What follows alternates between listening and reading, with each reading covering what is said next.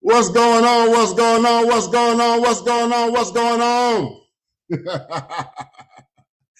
Welcome, welcome, welcome, welcome, welcome, welcome, welcome to the Mad Professor broadcast. What's going on, brothers? It is Friday night. It is Friday night. It is February the 4th, 2022. February the 4th, 2022. If you can hear me loud and clear, if you can hear me loud and clear, put one in the chat. Put one in the chat. If you can hear me loud and clear, help a brother out. Help a brother out. I see you, brother. I see you, brotherly love. I see you, Kwiku Asasi. I see you, brother. Glad that you guys are here. Glad that you are here. It is the end of the week. It is the end of the week. If you can see my icon, if you can see the icon clearly, if you guys can see the icon clearly, put 2 in the chat. I want to make sure. What's going on? What's going on? The last time I went live, I was in ghost face mode. I was in ghost face mode. I was in ghost face mode. If I am not in ghost face mode and you can see my icon, put two in the chat. Thank you, brother. Thank you, brother love. I see you, Ron. I see you, Ron Matthews. I see you, Fahim Williams. I see you, Ignatz Mouse, man. I see you guys. I see you. I see you. I see you, man. I am so glad that you guys are here on this evening. We're going to have a good conversation. We're going to talk about the condition of Black boys and young Black men here in the United States of America. And we're going to go deep, guys. We're going to go deep. We're going to go deep. CR Frank, I see you. What's up? Muwata, I see you, brother. Good evening to you. Rico. I see you, my brother. I see you, my brother. I'm gonna show my face. I'm gonna show my face once we get ready to enter into this dialogue. But listen, guys, you all who are got your feet to the pavement, you know that our Black manosphere is exploding. You know that there are rumblings all over the place in terms of our reach. The last time I talked to you guys, a lot of noise have been made as a consequence of an Elle article that have been written on the Black manosphere by Nicole Young, an article that featured Mumia Obsidian Ali, and of course, Obsidian did he released a Zoom recorded exchange between he and Nicole Young. And there were other people in that article as well. You had Dr. Thunder, who was in the article. You also had Mr. Palmer, who was also cited in the article, as well as Kevin Samuels. And you know, that last moment that we had was the indicator of where we are today. And this week, brothers are talking, brothers are debating amongst themselves about a recent situation involving Kevin Samuels. Some of you all have already seen it. You saw the video exchange between Kevin Samuels and Nicki Minaj, and Kevin talked with Nicki for a short period of time, and he rated her, and she asked him a series of questions about his platform and what have you, and that exchange has created a lot of dialogue amongst the brothers, a lot of dialogue. It has divided some of us. Some of us are ambivalent about this idea of the Black manosphere being mainstream. There's some of us who want the Black manosphere to be underground. We want it to be a thing that's all of our own, and we are afraid. I know what it is. We are afraid of contamination. There are some brothers who are purists. They are purists. It's kind of like music, guys. I want you to think about music, man. And this has happened in the history of black music. It happened with jazz. It happened with the blues. It happened with R&B, and it most certainly happened with hip hop. That is that every form of black music that you can think of began in the underground. It began in the chitlin circuit. It began as music that was produced and consumed primarily by black people. And what happened invariably with each genre of music, white people got a hold of it. White people got a hold of jazz.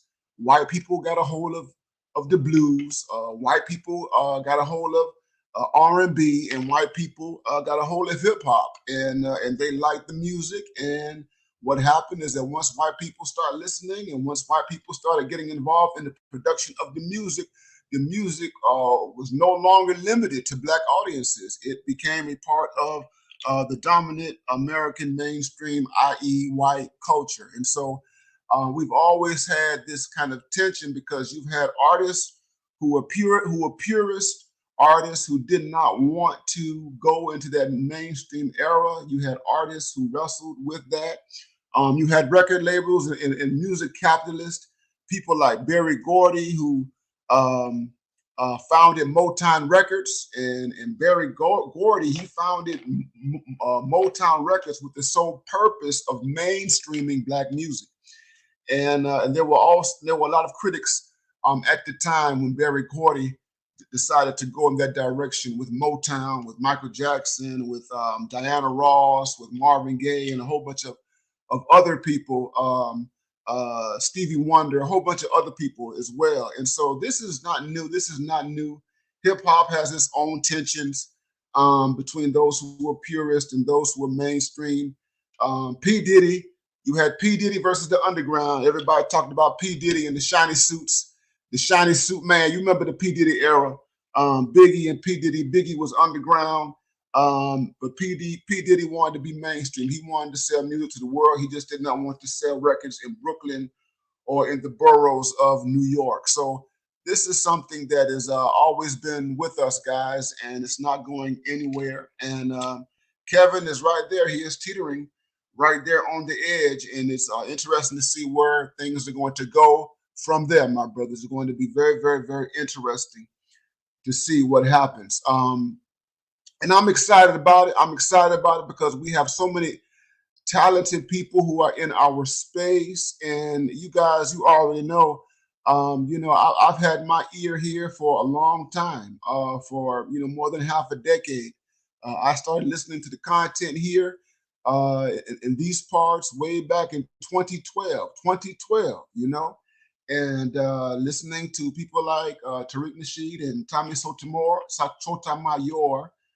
even though they don't identify themselves with the manosphere or the black manosphere in particular, but they had talking points related to black men. They were very, very much a part of what we talk about today. And since that time, things have grown. And I already mentioned Mumia Obsidian Ali, and you all know the other architects that are in the space. And since that time, other people have joined. We have Dr. T.S.on Johnson, you've got Dennis Sperling, you have the Green Gorilla, you have myself, you have so many different people. You have the lead attorney, you have an assortment of professionals who are now here along with the working class brothers, and we are, guys, working things out. So I am delighted and I'm excited about where we are in the manosphere. Good to see all you guys. See y'all, Frank. I see you, Texas Rob. I see you, Texas Rob.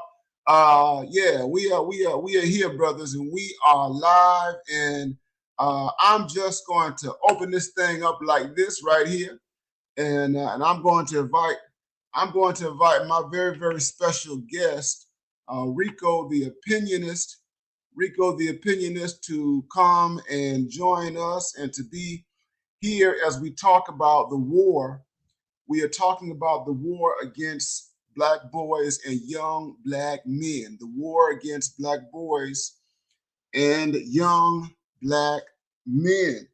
And this is a conversation that builds on my most previous stream. If you all remember my most previous stream, um, dealing with black male studies, I talked with Dr. Tiason Johnson. About the whole enterprise of black male studies and the issue, the condition of black men also involves black boys. We have to talk about what's going on with black boys and black male youth. And I wanted to talk to professionals. We are fortunate. We are fortunate in this moment in time. We are fortunate in this moment in time that that we have therapists, we have trained social workers, we have people who are in the mental health arena. We have people who are working on the ground. We have people who are connected to the child and family services, people who are connected to the court system, who are working in the criminal justice system. We have people who are, boots on the ground, working directly with families, who are with all sorts of people doing this work. And I am delighted that we're gonna have this in-depth conversation about this. And my dear brother, I want to bring you in. And if you don't have the link, I'm putting the link in the chat for you, my brothers. You can beam in with the link to the chat right here, my brother. You can come on. If you don't already have it, and we can talk. But let me say this, guys. Let me say this, that this discussion is one that's an extension of a serious move that happened some decades ago. I want to link this discussion. Thank you, CR. Thank you, CR Frank. I want to link this discussion to a movement. I want to link this discussion. There's my brother. How you doing, sir? It was good. Can you hear me? I can hear you. Can you hear me? Yes, sir. Loud and clear. Awesome. What I was saying is I want to link this discussion, and just to be very transparent, you guys know that I'm almost 50 years old. I'm in my 48th year. Many of us in this space are, many of us who have very loud voices like Dr. Tiason Johnson, Dennis Sperling, Green Gorilla, the kosher clinician. There are a whole bunch of us who are in this space who come from what we call Generation X. And we are, BGS says that we're elders now. Yeah. BGS Ibmore calls us elders, and I think he's correct. Because we've lived in everything. And the issues that we are talking about tonight are really, they're historical issues, right? They're historical issues, but we want to put some context to it. We want to talk about stuff that happened, that started happening after the 1970s, stuff that affected my generation and has trickled down to younger black men, right?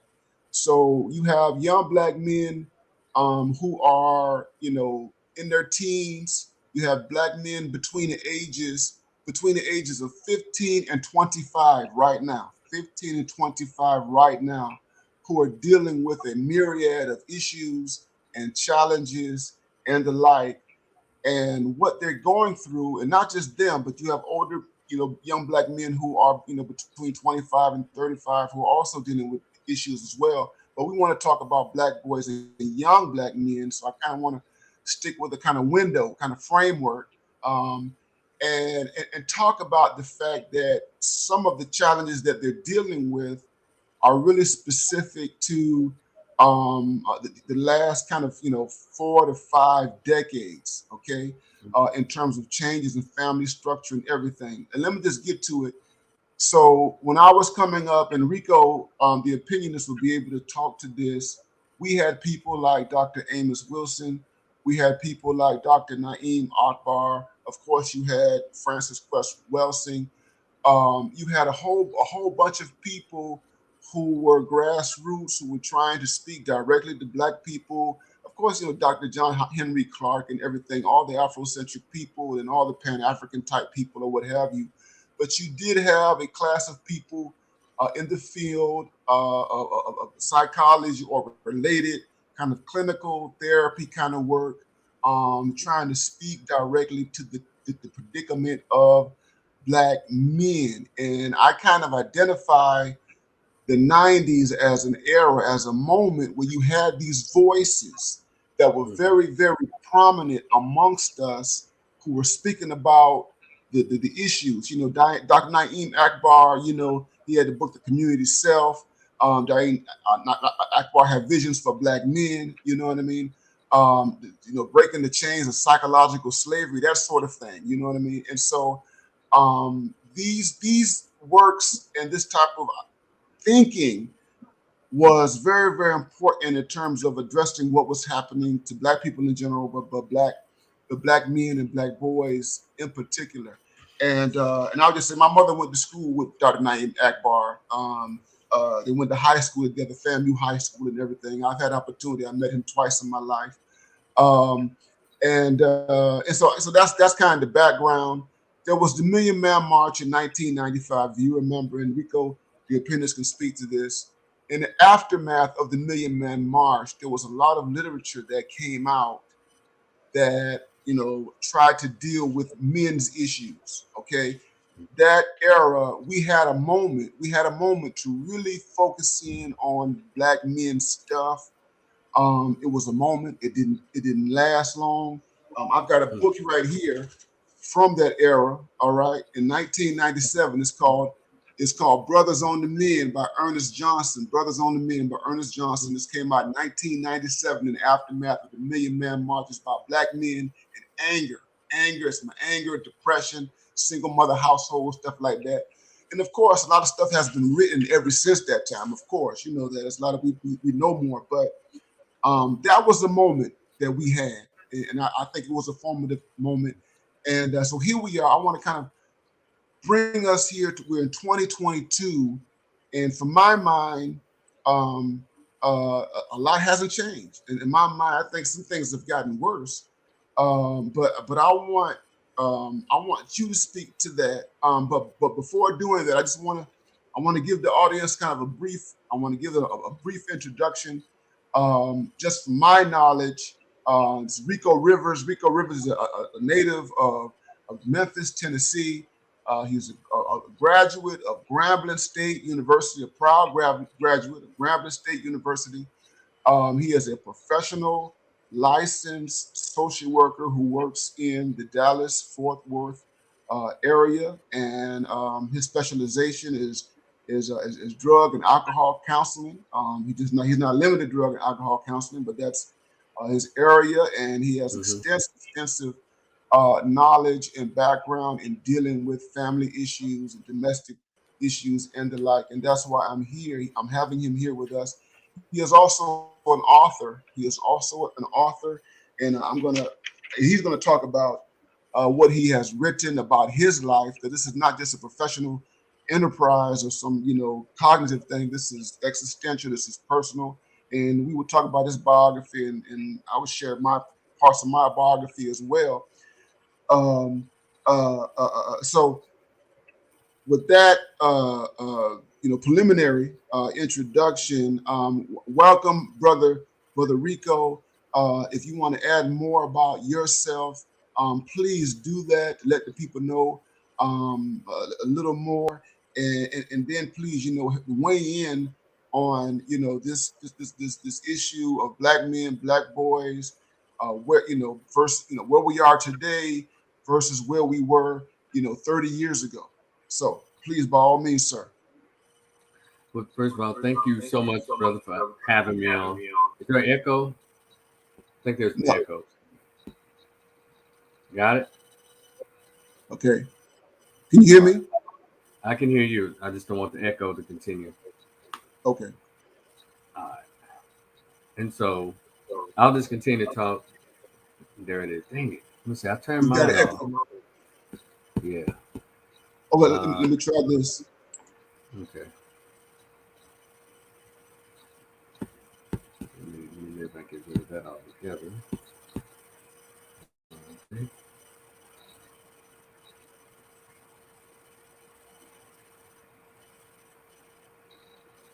How's that? Can you hear me? My mic is muted. Can you hear me? Yeah. Well, now I can. No. Yeah, I can hear you now. But can you hear me now? I can hear you. Do you Okay, still let's go. And I'll talk about if I hear it, I'll just kind of work through it, and I'll let you know if I can or not. Okay. Okay. Right. Okay. Awesome. I am. Okay. Someone says better. All right. Well, my name is Rico Rivers. I'm a 25-year master's level social worker. I'm a licensed master's level social worker in my home state of Tennessee. I'm from Memphis, and in the state of Texas, I'm a licensed chemical dependency counselor. For the past 25 years, I've worked as an alcohol and drug counselor. However, you can't deal with alcohol and drugs unless you deal with the mental health aspect of it. My specialty was called co-occurring disorders, meaning these are folks who are diagnosed with a mood disorder such as bipolar disorder, major depression, schizophrenia, PTSD, and the rest of them, along with an addiction to you choose your drug of choice. And so that has been my group. I did education groups, individual counseling sessions, therapy groups. So, and I was always happy in all the places that I've worked in Memphis, as well as here in the Dallas-Fort Worth area. I was always happy when there was an African-American male in my office, and particularly in my group, because then I really can get to talk to them about what's going on. And because what I would like for you to do is just continue to direct me where you'd like for me to go, because I'll get to talking, man, and I'll be all over the place. So your second thing, that's what I want you to do. So let's start. Let's start with what you do and your training and everything. And let's just start with this. So you became a social worker. Let's just talk a little bit about your motivations and why social work. What drove you to that area, and link it to whatever your background and all of it. I think that'd be helpful for the guys listening. All right. Well, I started off at Grambling State University, knowing that I majored in psychology. My bachelor's degree is in psychology.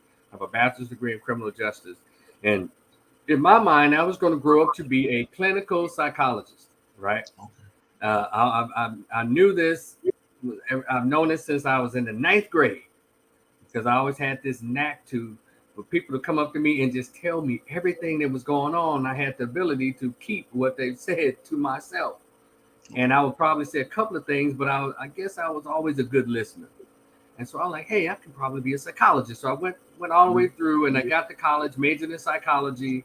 And I realized that with my personality, I think psychology would have bored me to death, because I'm I like to get out with the community and talk to people where they are. And I can't sit in an office all day long. And also, number two, what drove me to social work was doing an internship at let's say a juvenile court, and one of the probation officers for a summer that I needed for my senior year. And I realized, it's like, well, dang, we have a lot of our young men in these lockups. And where I need to be is where they are. They're in the criminal justice system. And so I didn't want to go and get a master's degree in psychology and all that stuff, but I looked up the curriculum of social work and allowed me to be with the people and well as be a counselor / therapist. And so that's how I ended up in social work, because it gave me a broader spectrum of areas where I can go and actually practice and be around, go to people where they are. And so that's how I got into social work, and I've worked in these agencies, man. Oh God, inpatient, outpatient, or residential as they call it. And I've had some real doozies in my office over the years. I'll just leave it at that. But it's been great training, and again, I've always been happiest when a black male showed up in my office, because you know, you and I, we had our conversation prior to this. We both outlined how our lives have been impacted by how we grew up, and I can identify with young brothers with what they're going through, and I would always ask, do you think you're a human being?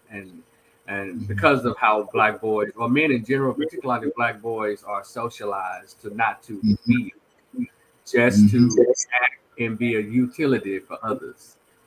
And so I enjoyed being able to get them to have those conversations, and I still do today.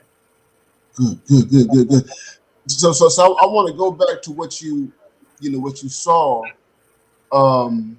initially, when you started working in the justice area and everything. What did you when you saw all these black boys and what have you in lockup, in detention, and what have you? What did you encounter? Was there some type of wake up that you had? What happened in that moment to you, professionally, personally, so on and so forth? When I was allowed to, in my internship, that summer of '93, I think, when I was allowed to go in and just have conversations with them, I realized, you know what, first of all, they were happy to see me. Because I guess it's rare that they saw a black male in there who was not the authoritative figure laying the hammer down on them, hey, do this, but one who was actually listening to them and having real humane conversations with them. And that's what I did. I love to have conversations with this particular population, and I say the criminal justice population. That's the population I worked with for like 25 years. And so when I saw these young men, they would tell me stuff, about how their home life is, how they got there, what was lacking, and words like abandonment, neglect, emotionally stunted, the inability to express hurt or disappointment. But anger is always at the forefront, because as one who taught anger classes, I taught anger as well as I taught theft and marijuana intervention, but my anger classes, those really bring out a lot in what's going on with men, and particularly our boys. There's a lot of pent up anger that they're not allowed to express. And if they are, they're questioned, their mental health is questioned, and their loyalty to who they are angry with gets questioned. And that's how we have a lot of young men out in the streets acting a fool with other boys, because they're not allowed to express their anger with who they really want to express it with. I don't know about being too vague. No. Let's go there. Let's go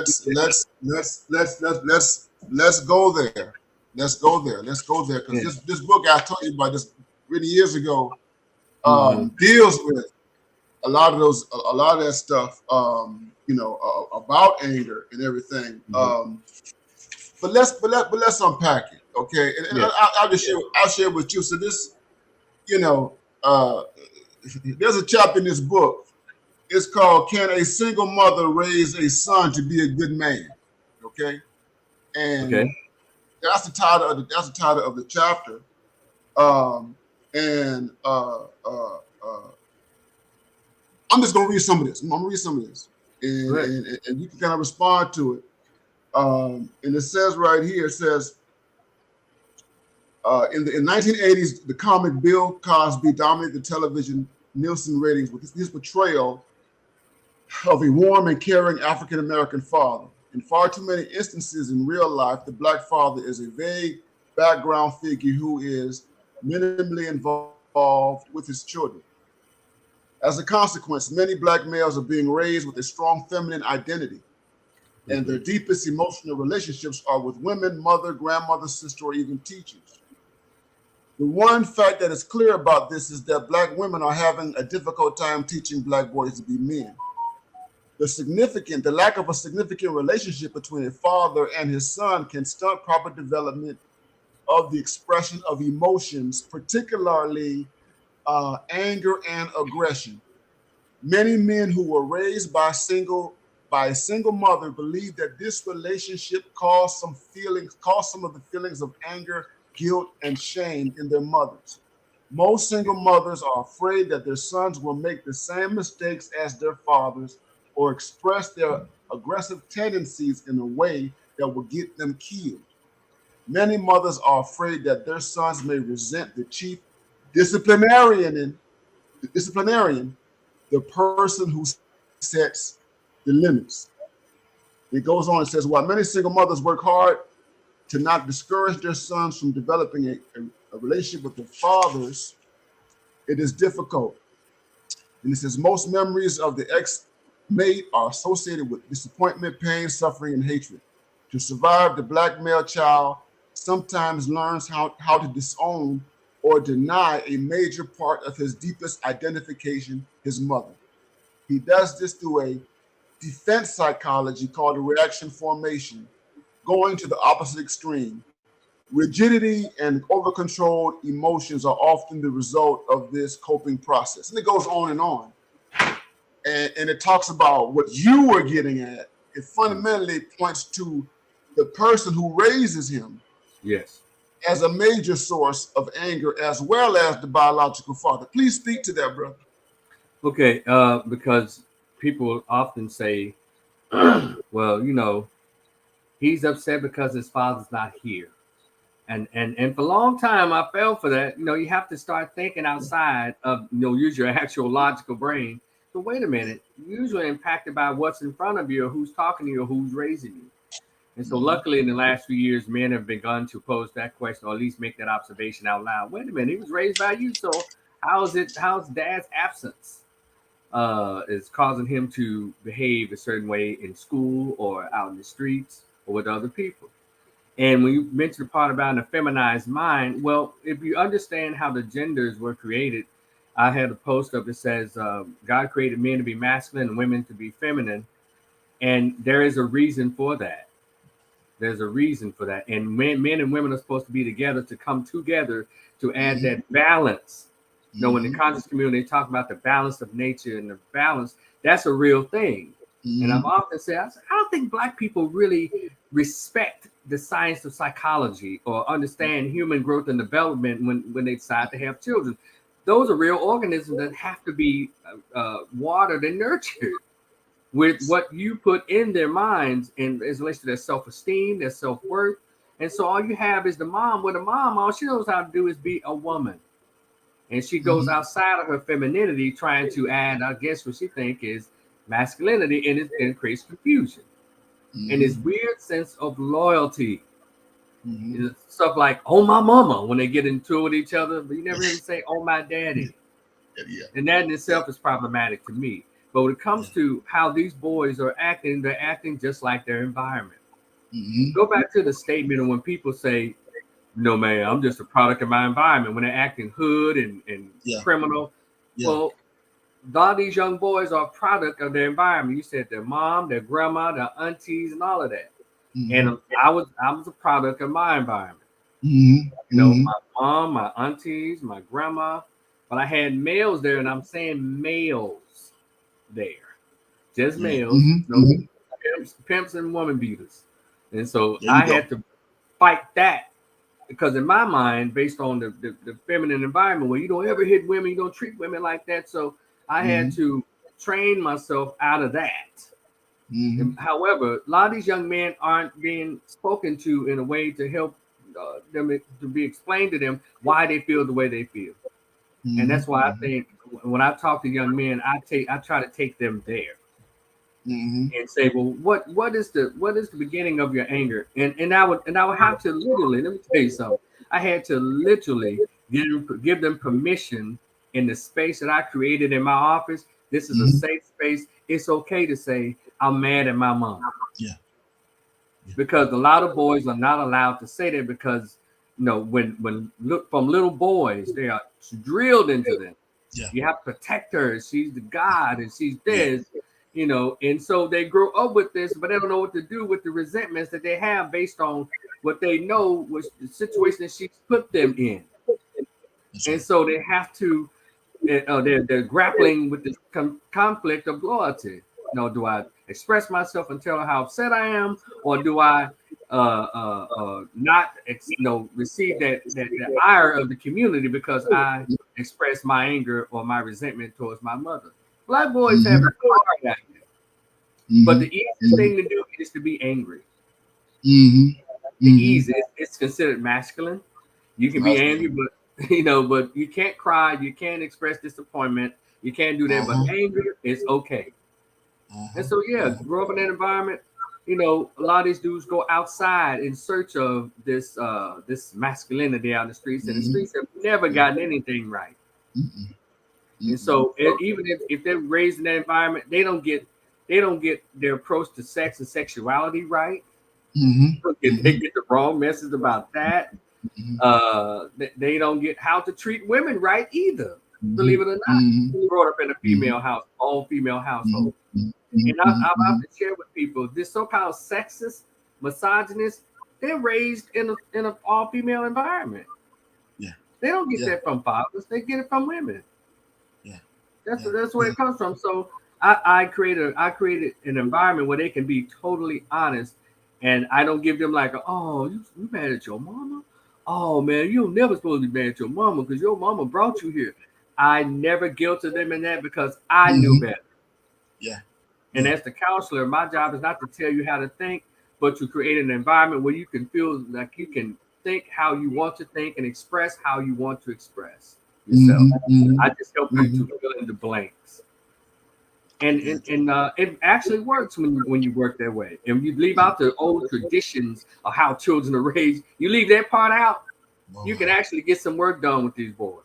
You leave the religious, you need the so-called ancestral stuff out. Leave that out and allow them to be themselves. You can actually get some real work done in that therapy session, that counseling session.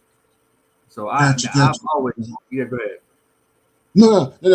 Let me shout out to Barry Little for that cash app. Shout out to thank you, Barry Little. Thank you for the cash app, Brother Little. Thank you, Brother Mason, for the cash app. We appreciate you guys. If you want to support this stream, you can definitely hit the cash apps and the super sticker. You can also, cash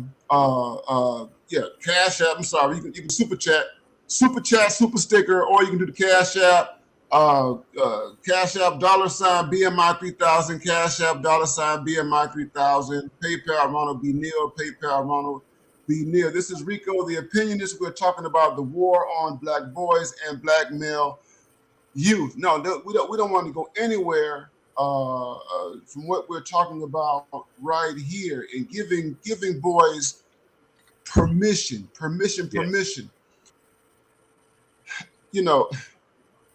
The way you talk about that, it seems, you give them the space, but are there any obstacles, external obstacles that you had to deal with professionally, trying to create this environment where you can allow these young men to be human and to express their humanity? In other words, okay, so I imagine that there aren't a whole bunch of Rico opinionists in your world, okay? From my understanding of social work, in the related fields, at this point, it's really a kind of a female-dominated enterprise. You know what I'm saying? And so I'm wondering, in that type of profession, you know what I mean? Have you had any challenges or what have you in terms of dealing, with these boys and their anger, and maybe dealing with other professionals who misread or misdiagnose the true causes of what they're actually dealing with. You know what I'm saying? Who might, look at the anger and attribute other things to the anger other than the stuff that has happened in his home life, who's raising him, who's not in his life, family structure, poverty, and all that kind of stuff. Have you dealt with any like external challenges? Well, it's always a given when they'll say, well, he doesn't have his father at home, and that seems to be the major thing. And if you're asking if there's been pushback, by any external forces out there, well, I've always had the good fortune of working and have my own office, or I've worked in groups, and I'll say that now. I will say this: there are people who listened in on the way in which I communicated with my groups, and they'll probably take umbrage a little bit with that. And when I'm talking to, and sometimes I would have what's called a multicultural group, and I would speak, I guess whatever the policy way of sharing this. But if I had a group of all men, the doors were shut extra tight, so we can have a real conversation. And you being diagnosed with bipolar disorder, that doesn't work in here with me, because when you're not here, you work a job, you pump gas, you're going out with women, you're creating kids. So we're not going. I'm not going to give you any type of crutches, because you take your medication, go to counseling, you can work with that bipolar disorder. So or there can be some young men that a lot of times the difficulty came within the group with the young men. Again, a lot of them are religious. Some came from religious background, or they mother-headed grandma, and some of them came from the streets, and it was a lot of things put in play. But I was able to navigate my way through all of those different entities that made up the groups. But my most, I'll say, internal difficulty came from those folks who had, they were very loyal to mom, or they had those religious beliefs. Because when I talk to boys, nothing's off limits, but I had to learn that, well, the way in which you share it with him, don't take it away from him. Make him feel comfortable with expounding on what he's learned. Because you don't have to take it from him. You just expound on it. So to teach him how that can work in your favor by putting action to what you believe. Because they'll say, through Lord Jesus Christ, I know I'm going to get off these drugs, and he's going to give me delivered. No, it's not. Because you've been in here. This is your second time in this damn treatment center.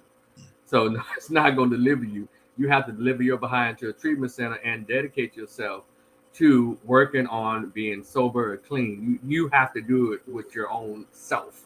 And so I would let them have their belief, but they will have to learn how to work it in concert with recovery or getting better. But as we're talking, I'm going back over 20 years. I said, because I've gotten in trouble a couple of times. So I guess I got reported by a couple of clients about what I said about Jesus Christ. Now we're having a conversation about it, but they couldn't, particularly young guys, they couldn't take it. And so they were going to report, and my clinical director would have to have a conversation with me. And I'm like, okay. Yeah, but and also, I would often get the feeling that, okay, I'm a black male counselor, I'm a heterosexual masculine counselor. I wasn't one of those smiley, jokey kind of cats. I got along well with my coworkers, but it's the difference. And when I see other people, it's like you don't have to make yourself seem like you're not. No, you are what's called non-threatening. That you dang near lose your masculinity trying to go along and get along with the job. And I always walked with a particular pride, because I know when I came to work and came to help and really treat and hopefully not cure, but give them something they can work with when they leave the treatment center. And so that, I think, intimidated some people. And I also almost wore my hair in locks and fros, and sometimes I have a fade, but a lot of times it was locks and fros. See, the whole appearance of black men in an environment like that in itself sets a tone. And that creates, I guess, puts people on the defense. In a sense, like, well, what is he coming with? What is he telling them? Things like that. But with that, did that endear you to the young men that you were working with? Did that, given that a lot of these, boys, let's just be honest, they're not coming from situations where they're dealing with, or they're having day-to-day interactions with educated, disciplined, orderly black men, who are not in the streets or what have you. Mm-hmm. Represent an elder, a father figure, a father Yep. image, a mentor. Talk about that. Did that draw them? Was that something that they, attached themselves to, and that helped them in terms of opening up and having the conversation? Oh yeah. You know, and look, some of them, on quite a few over the years, they would, they hugged. Thank you, Mr. Rico. I appreciate it, man. Oh, and whenever we're having a conversation, they would often say, "Man, ain't nobody never said this to me, and no one's ever told me this."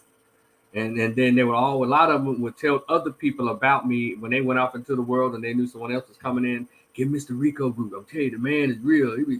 I got that reputation over the years because we would have real conversation. One thing I always kept in mind: they may be in this treatment center per the criminal justice system, but there's still somebody's mother, somebody's brother, somebody's father, somebody's uncle, some of these are grown people. You have to respect them. But also I had real conversation with them.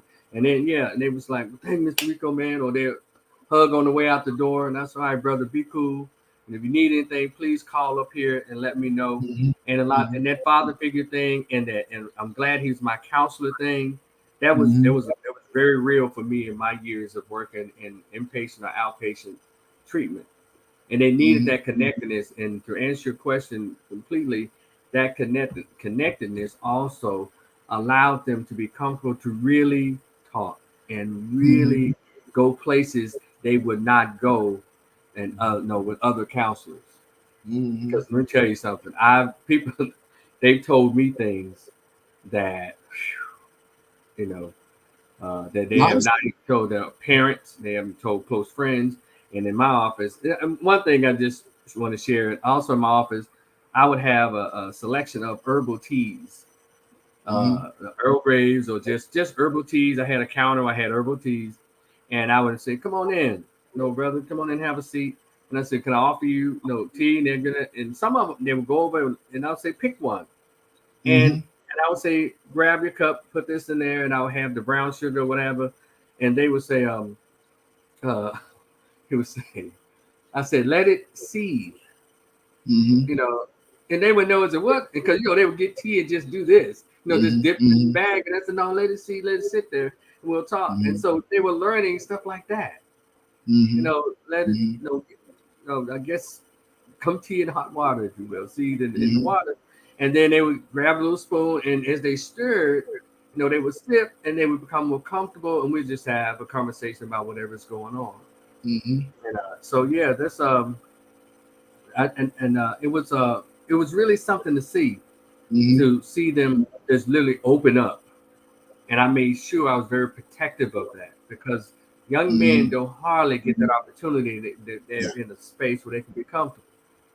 Until whatever it is. And I'm telling you, Dr. Ron, I've been told some things.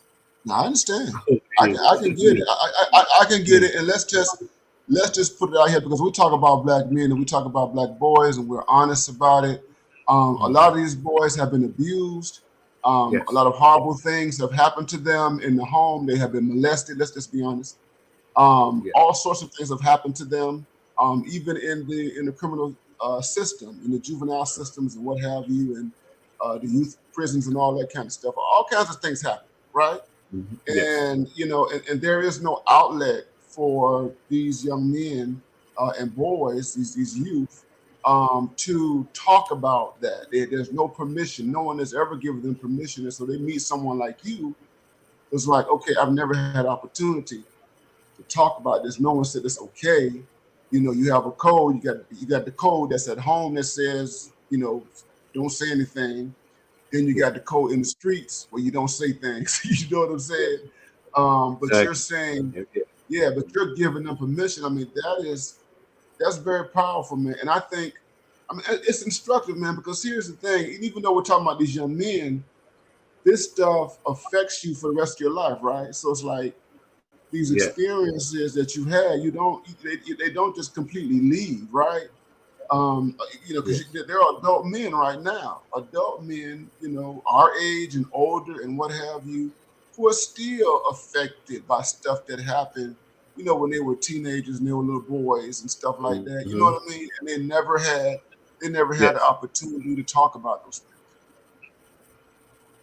things. Grown men who are still carrying around issues. And my whole thing is, it can't go away until it's addressed. You can't Mm-hmm. outgrow it. You can't degree it. You can't out earn it. You can't do any of that. You have to have that discussion. You have to get with somebody. And I would say whoever it is, but your close friend, I would recommend your close friend. I would say a professional who's used to the whole setting of listening and being able to give you the correct the proper therapeutic feedback. But friend is good to shout out to Henry Garner, by the way. It's my dude. He's cool, brother. Shout out to Harry Um, God. Thanks for that super chat. Served $20. Shout out. These yeah. these are real issues. We are dealing with black men's issues. We're dealing with boyhood. We're dealing with youth. We're talking about young men stuff that all of us understand at one level or another. So we appreciate you guys for support. Go ahead, continue. I'm sorry for cutting you off. That's Go cool. ahead. That brother's cool. He's an Aquarius like me. He's awesome. And his mom was an Aquarius too. Shout out to his mom. He just celebrated her birthday. Passed away. Shout out to them. However, there are a lot of men who walk around, literally emotionally walking dead. And even though I want to bring it up today, there are a lot of places for men to go, believe it or not. Mm-hmm, But mm-hmm. if you're not taught that, if you're not taught that counseling is not a cuss word, if they're not taught that, and also somehow have it more woven into be a part of masculinity instead of anti-masculine, I think Mm-hmm. more men would be apt and open to go, particularly black men. Okay. And our brothers, hell, we don't hardly go to the doctor the way we're Oh supposed to. A yeah, lot of us, that's it. and so Yeah. going to the counseling, ain't nothing wrong with me. I got it, bro. But look at the decisions you're making. Yeah. Economically, socially, in relationships. Yeah. Look at the decisions you're making. So uh, even though I said there's quite a few places out there, you can never have too many Mm-hmm. because Mm-hmm. and we Mm-hmm. need more long term treatment for a lot of our young men. And if Mm-hmm. it's not addressed as a childhood, it's going to continue into adulthood. And these folks go out and have wives, they have girlfriends, No friends. and people are infected by this Yeah. untreated behavior or hurt, Yeah. pain, anger, what have you. There's a lot of emotional walking dead around here, Oh my God. Oh my barely God. functioning. Mm-hmm. Yeah. Let's talk about self medication, man. Okay. And drugs and alcohol and all of that, man. And so right now we're in the era. You have pills. Mm-hmm. We're in the era. Hell, people are opioids. I'm learning now that even more black people are using opioids and stuff these days. Oh It yeah, used, we're I tell you, integrated, brother. We're yeah, it's integrated. like yeah, we thought it was just white folks. Opioids include, Meth, meth. crystal meth. I Meth. said, really? Yeah, black folks using meth, man. You know what I'm saying? Yep, yep. And you're from Memphis, man, and you know about lean and the Mm-hmm. syrup and all that kind of Yep. stuff. I mean, you had the 3 6 Mafia and all those people who popularized it. Mm-hmm. Yeah, they really the ones, and the folks in Texas and all that kind of stuff. Yeah, DJ they had the Screw, lean. Yeah, in Texas. Yeah. they had to lead. You think about the overdoses. DJ Screwed overdose, and back in 2000, you've had a good number of rappers. Pimp C, he was Allegedly. found dead in the hotel, and he had that stuff in his system. You know what I mean? And there have been a whole bunch of other people. Lil Wayne had seizures and been hospitalized several times because of his use of that stuff, and it's all in the music. You have, I mean, okay, here we are. 10 years ago, 11 years ago, people like Future, they were brand new, on the rap scene, hip hop. And when they came on the scene, the music wasn't permanent. You had drugs in the music. You had Snoop and them smoke talking about, marijuana and all Weed, that kind of stuff. But Tangeray. once, yeah, Tangeray, but once Future and those guys came on the scene, it elevated and it became drugs. It just you became drug addicts. It was drug addict rap. You know what I'm saying? And the kids are caught up in it and everything. So talk a little bit about what's going on in terms of substance abuse, drugs and alcohol and other things, and what you've seen, and some of the the causes, and the things that are perpetuating this stuff. What the brothers need to really think about and know about substance abuse. Okay, and as it relates to that whole thing, Future and Migos, those Mm-hmm. two, they the one really pushed the pills in hip hop. Mm-hmm. But pill popping and all that was going on back when rock was heavy in the 80s. And that's what had all and heroin use. Those white kids were falling out left and right in the suburbs because they rock music. Mm-hmm. And they were talking Mm-hmm. about pills and cocaine and heroin and all that. Then and somehow after the early 90s and coming on down, first it was alcohol and weed. Then you came into this when they moved and morphed into this era of Future and Migos and all these folks at 3-6. Then Mm-hmm. it got into Mm-hmm. the lean and the pills and the scissor and all of that. So, but we're talking about us and men and by the way, Dr. Ron, I don't separate. I when I say the whole substance abuse community, I say alcohol and other drugs.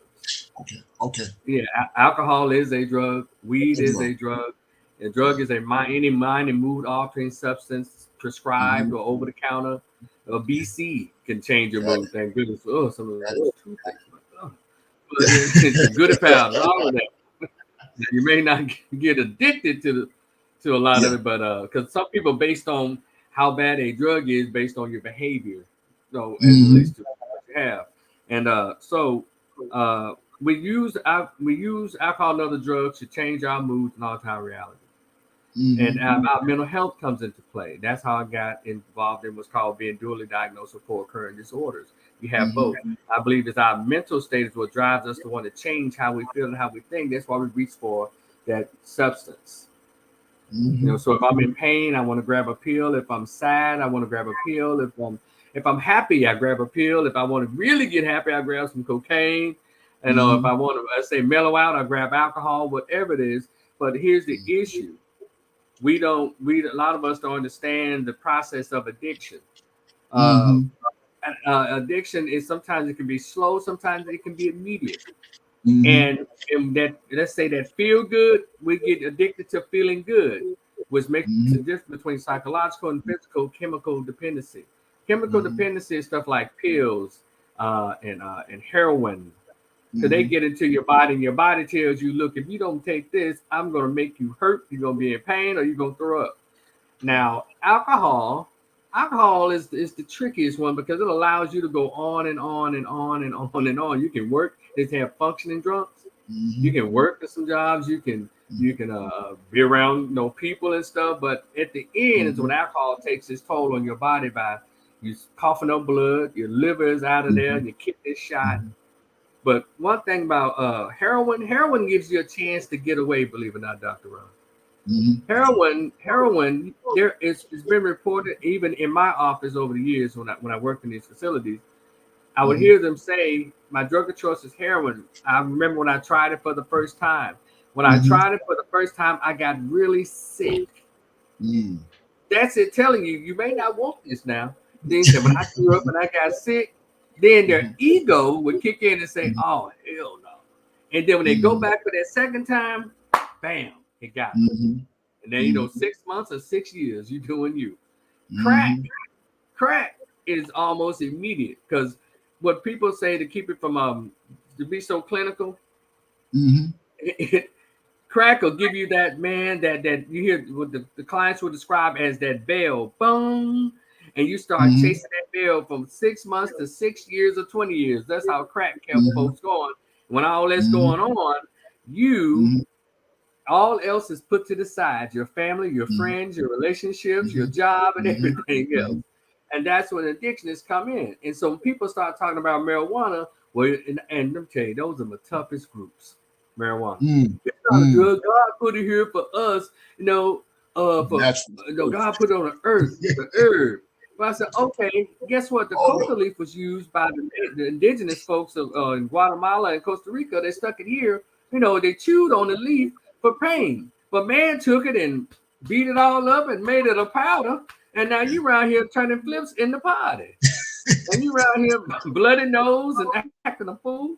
So yeah, the creator put a lot of stuff out here that was natural, but man has taken it and bastardized it. So and with the weed thing, it has a psychological addiction to it, meaning if you wake up in the morning and smoke a blunt, for lunch you smoke a blunt, man, I got to go to work and smoke a blunt, or I'm going to go meet this chick and smoke a blunt, you, sir, are an addict. You're an addict. Then they'll say, hey, doctors and lawyers, they get high. Yeah, they're doctors and lawyers. You're on probation. Get there. And then you see these medical doctors who snort that cocaine, they gonna lose it because they're gonna sew some scissors or a sponge in somebody's heart doing open heart surgery, and their ass gonna lose their jobs. They're going to jail. So you can't get away from drugs. You can't. It's not about how you use it. That's why a lot of people the biggest addiction is going on these days, Dr. Ron, is pills. Because most of the clients that came into treatment, they were in a car accident. I was in a car accident. And I was prescribed, I never had volumes of Xanax before in my life. Let me tell you something. I understand. Because I was given a 14-day supply. It took me a whole year to take the 14 because I took them once or twice, and I felt like I was floating on top of my bed. And I was like, man, I don't care what's going on. Just don't change the channel on the TV. And so I told myself, don't take another one of those damn pills. Because I'm telling you, it feels too good. Percocets, Valium, Xanax, they feel great. And you're not supposed to feel that good unnaturally. And that's where the chemical, the physical, and the mental dependency comes in with these drugs. It's just supposed to be temporary. But people get hooked on the feeling, and therefore it gets connected to your mind and your body, and you begin to believe that this is what I need every day in order to function or to feel good and have a good attitude. Even cigarettes. That's the biggest addiction that's going on because it's so socially accepted and so socially promoted that people don't think anything of it. But cigarettes is killing more people than anybody, than car wrecks from alcohol. And so those small things that we don't, then of course they'll try to minimize it. We know people have addiction to food. You're correct, because food does soothe depression, hurt. It does. Sex. People have addiction to sex. Let me tell you something about that really quickly before I go too far. I have to tell these fools, you don't want a sex addiction either.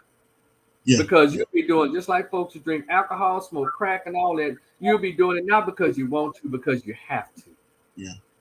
And then that's when your money, your relationships, your job, and everything else start faltering. Even your own physical appearance starts falling by the wayside because this addiction takes you there. Whatever it is, shopping, you can lose your family, your friends, your job, your money. So I always try to teach them: don't try to make one better than the other, because all of you gonna be looking crazy together. My weed heads, my crack heads, my heroin addicts, my choppers, my sexers, and all of that. Alcoholics, everybody. So after I've taken damn down the whole group trying to explain that to my weed smokers, then we can finally have a conversation about, well, what is it? My question is, what is it that first drew you to that substance? Disappointment, anger, peer pressure. Because, and I'll say this, back in the day when kids were little, most young boys will get one of their daddy's beer and drink it in a group. And guess what, Dr. Ron? It'll be 4 of us drinking off that can of beer. 3 of us, we like, ugh, we just drink it. But that 4th person get that taste for it. There you go. Because they say everybody doesn't get addicted the same way. You are correct. Because it'd be 5 of us passing the blunt around. 2 of them gonna get their blunt, and all of a sudden, like, whew, I need, after that blunt is gone, they be like, well, man, then they start coming back, like, man, they smoking today, all of a sudden. So it's not guaranteed with everybody, but it does catch you. Whatever your drug of choice is, it will catch you. I didn't like weed.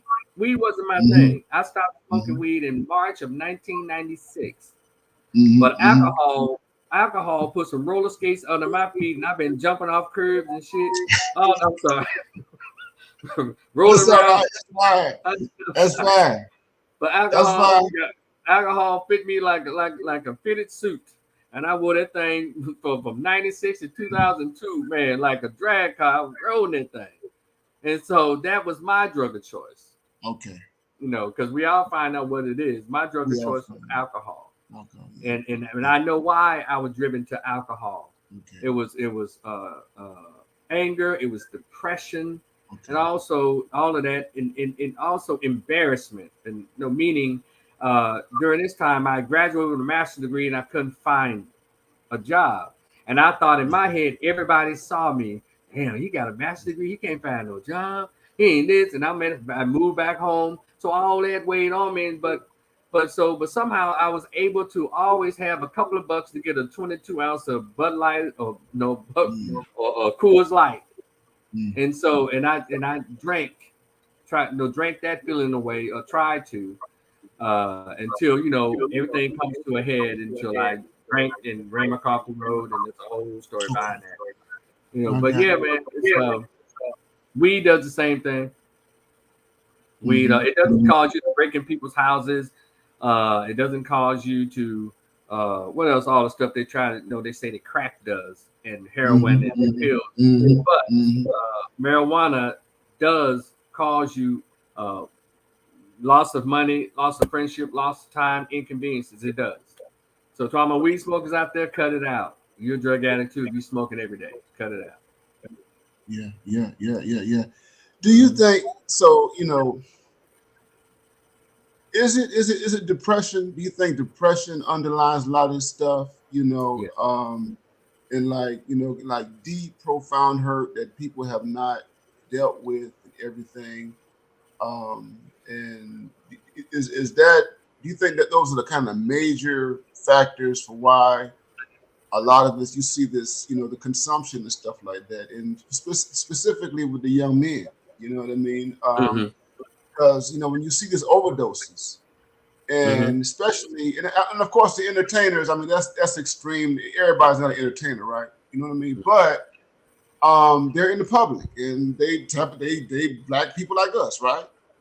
And they're celebrated, and they are like poster children for the good life and all that kind of stuff. You know what I mean? And they're dead. You know what I'm saying? And so I'm wondering, is it, I just think when I see that kind of stuff, I'm always asking myself, what drove the drug use and the addiction? And I can't help but think, that people are depressed and people have issues, again, trauma in their lives, the pressure to succeed, all sorts of pressures. You got people that depend on you, that you got to take care of, and all of that. No support. That's another thing. No support. So it's like when you were talking about, trying to find a job. You know what I'm saying? All I can think of, because I've been in that situation myself, is that you're out there by yourself, and you done got all this education, everything like that, and you don't have no networks. You don't have an uncle you can call that can connect you to something, or a whole bunch of people connected to some social network or an organization that you know what I'm saying? So I'm kind of wondering, man, do you think that's kind of like the common denominator, this kind of deep psychological issues that people just refuse to deal with or they run away from? Depression is, look at the numbers. Depression hits men in general, particularly black men, in high numbers because we say I'm gonna work it out or I can handle it. I work my way through it, and there comes whatever that is, that outside source, be it whatever drug or choice that you use that you think will help, ease it over for you or smooth it out for you. And again, like I said, beer and Long Island iced teas and shots of Cavassier and Hennessy they all work wonders for me.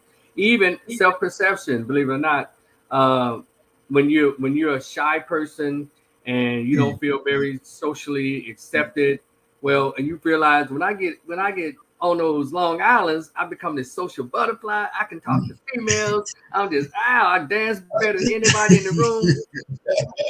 And that also low self-esteem, low self-perception.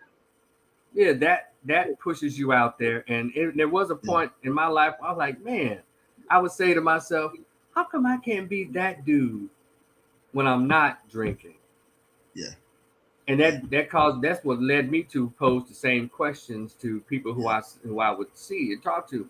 You ever ask yourself, am I this quote cool when I'm not on this substance? And depression is a driving force. Pressure to succeed. Worried about how people feel about you. I'm a man. I'm supposed to be doing this like this. I can handle it.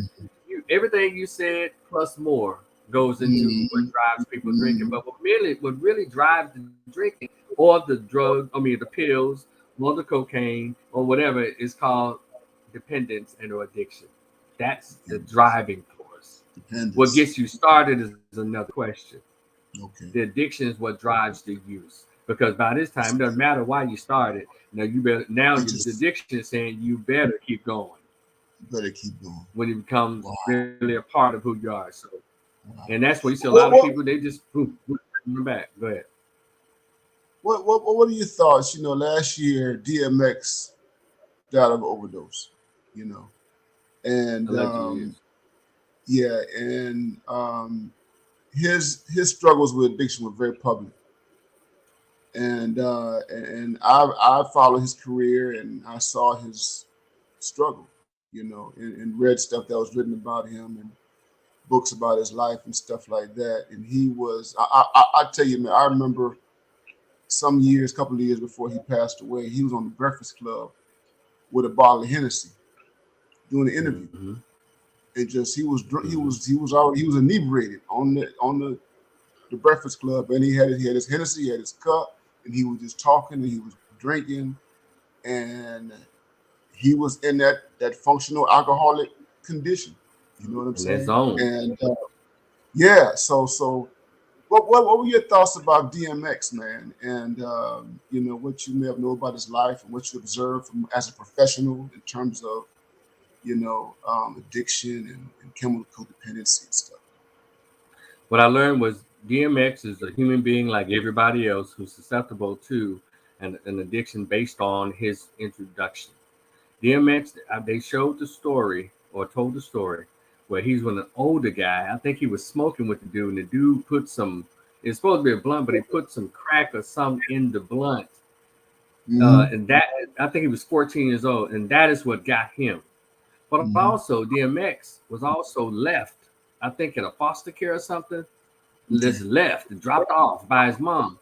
DMX, I've never read where it ever happened, but he never received treatment for that initial trauma and that pain. So he spent the rest of his life just kind of, quote, as they say, doing him, trying to make himself feel better. But he just happened to have this enormous talent, and he put all his energies through that. But no one ever, even around him, said, "Hey, bro, you want to go?" I don't know if they did or not. I'm just saying, why did anyone really grab him and say, "Come on, bro, let's go and address what's going on"? But by that time, he's like, "Man, there's nothing wrong with me. I'm good." So he's not. He wasn't gonna try to get help. What's up, Ian Graves? What's up, bro? And so he's just like any other person who's not famous, man. When there's a traumatic experience that occurred as a childhood, and you don't address it, and drugs become your avenue or way of addressing it, it's hard because now it's being driven the by the suspicion and the distrust that's covered with the addiction. And he just, and people just literally watched him just kind of, burn out. If there was somebody there, that initial person that caused him that trauma, if that person could have come back and grabbed him and hugged him and said, "I'm sorry and I love you. I didn't mean to do that." Maybe if that person could have done that, they maybe would have made a difference. A lot of people don't come back, and the people whom they hurt or caused trauma to, they don't come back and say, "I'm sorry and I love you." And people have to carry those issues with them in their lives, and they're left to deal with that on their own if no one else intervenes. And so we have a lot of folks like that. It's the initial, what introduced them to that trauma, anger, disappointment, feeling of neglect, abandonment. This is human stuff. If it goes unaddressed, it will continue to be dealt with throughout their lives. And you talked about earlier in the counseling situation how you had a challenge. You'd be challenged sometimes getting through to young men who were deeply programmed by religion. Growing up Christian in particular, and DMX was a very Christian guy. You know what I'm saying? Yes. And he wore it on his sleeves. You know what I mean? Yes. And he had his idea of Christianity was very traditional, and he really believed that the stuff he went through was meant to be, that it was like almost God ordained. You know what I'm saying? And he was supposed the burden, to the pride of the crown.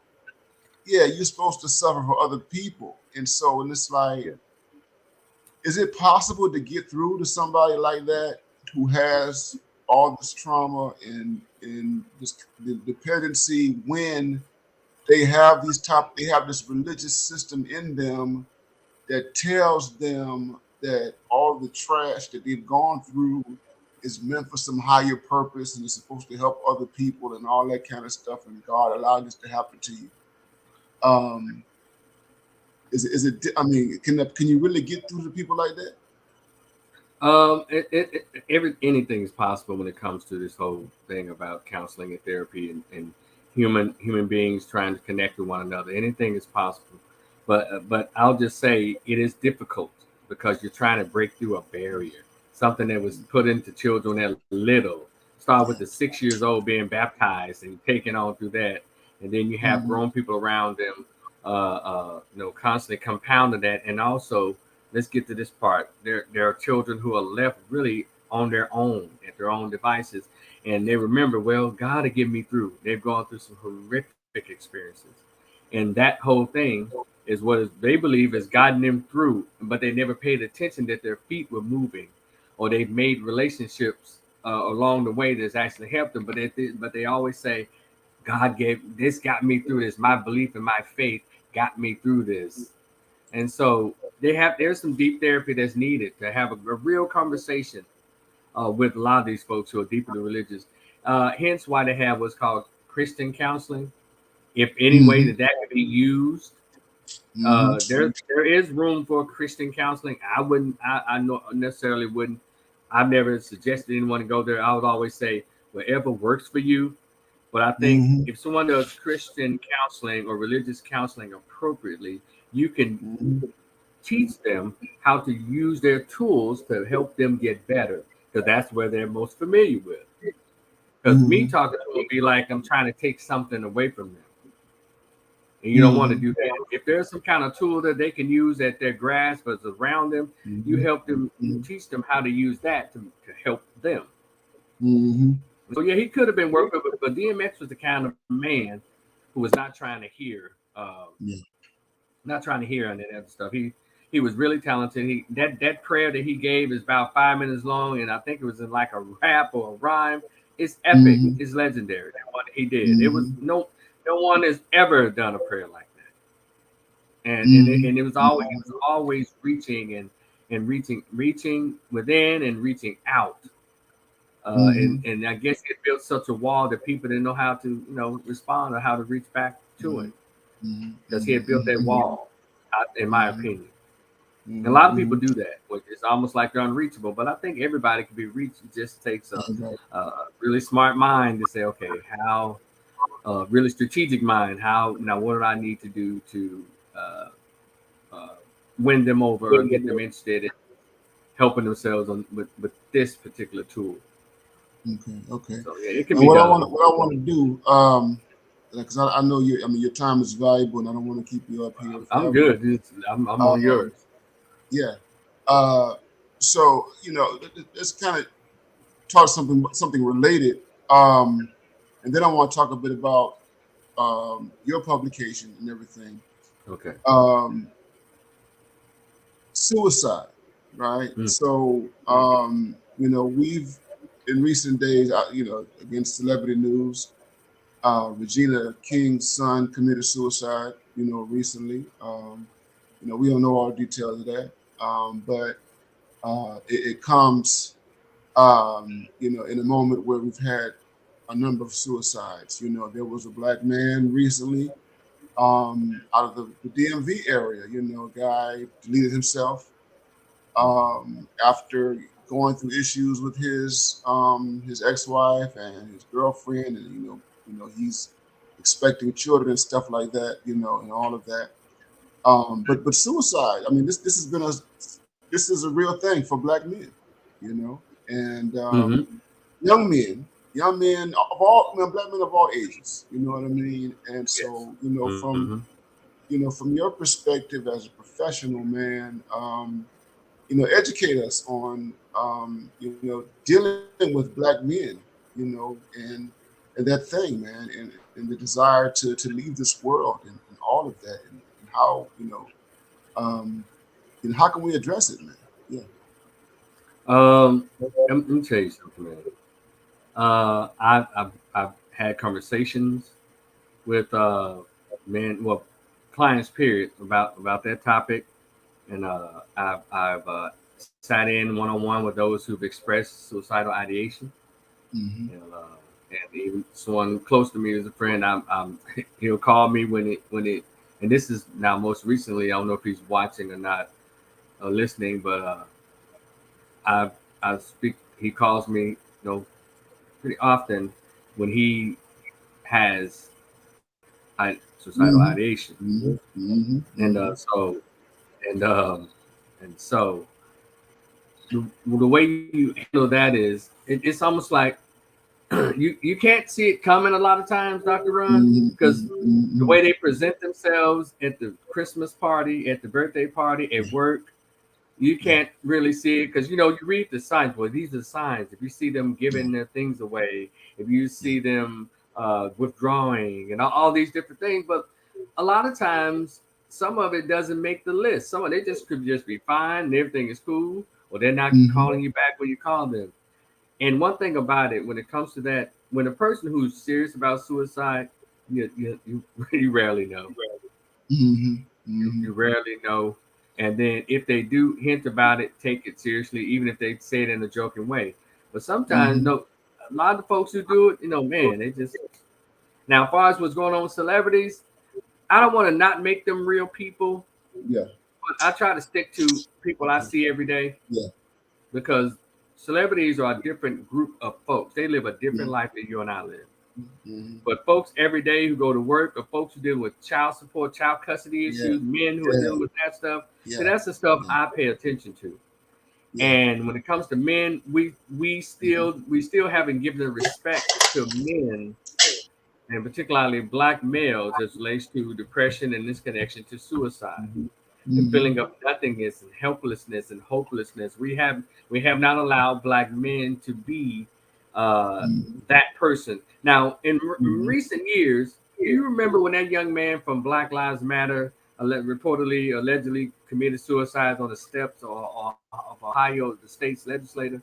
I forget his Yeah. name. His name is Dmx. That fellow. I did a Okay. video on it. It's if you look it up, it says Okay. Rico speaks on depression, and Okay. I made that video about, Mm-hmm. after his suicide, Mm-hmm. and I Mm-hmm. broke that down and shared my thoughts about that Mm-hmm. kind of thing, and even personal experience with depression and Mm-hmm. all of that. Mm-hmm. Uh, for Black men, the pressure that Black men are under every day, you know, we need to pay more attention to it.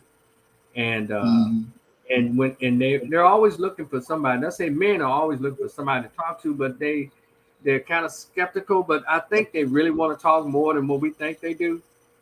That's where we come in and to make a place where they can actually come in and talk and share it. And sometimes it helps them to kind of see another day. And when I talk to my clients about suicide in my groups, I would say this is how it works. In your mind, Dr. Ron, you have 5 doors.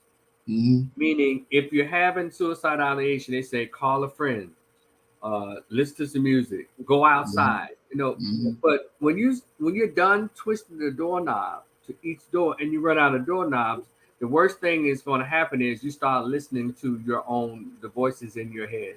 And that's when you have pretty much gone to the edge and there's no turning back. But if you're lucky enough to use one of those doorknobs, open one of those doors, there's a friend right there. There's a family member. There's a child that loves you. There's something. But when they stop turning those doorknobs, man, that's when. And so I would explain to my clients that's how it works. And so I would tell them, don't allow yourself, if you can help it, to run out of doorknobs or doors where you can turn or open. Because that goes into what's called clinical or chronic depression, where they almost get to the point where they can't even move, or they're so what's that word? Oh, dang it! Where it gets to the I'll come to it. It'll come to me in a minute. Where they just kind of just sit and they don't want to do anything. They're immobile, and sometimes it's just tears coming out. And when it gets to that point, that's when the thoughts of I'm not good enough, I'll be better if I'm not here. And I think my children will be healthier or better if I'm not here. They'll survive without me. And, they get that kind of thinking, like you're not useful on the planet anymore. And if you were talking to them, if I were talking to the person, I would say, wait a minute, man. If you left here, a lot of people would be hurt. And I know you don't want to hurt people. And talk to them about being present, how his life would really impact people in a way that they would really be grief-stricken over their passing. You have to give them inch by inch a reason to be here. And then tell them, look, man, wake up every day is a day that you can make a change. But you have to, then you encourage, we have to get up. You have to open the windows. You have to walk outside. You have to let the sun hit your face. You have to let somebody in let another voice inside your head other than your own. Because when we get to that point, when suicide is the option, you've exhausted all the other stuff, or you decided not to. I don't want to deal with that because I made it up in my mind. I've justified it.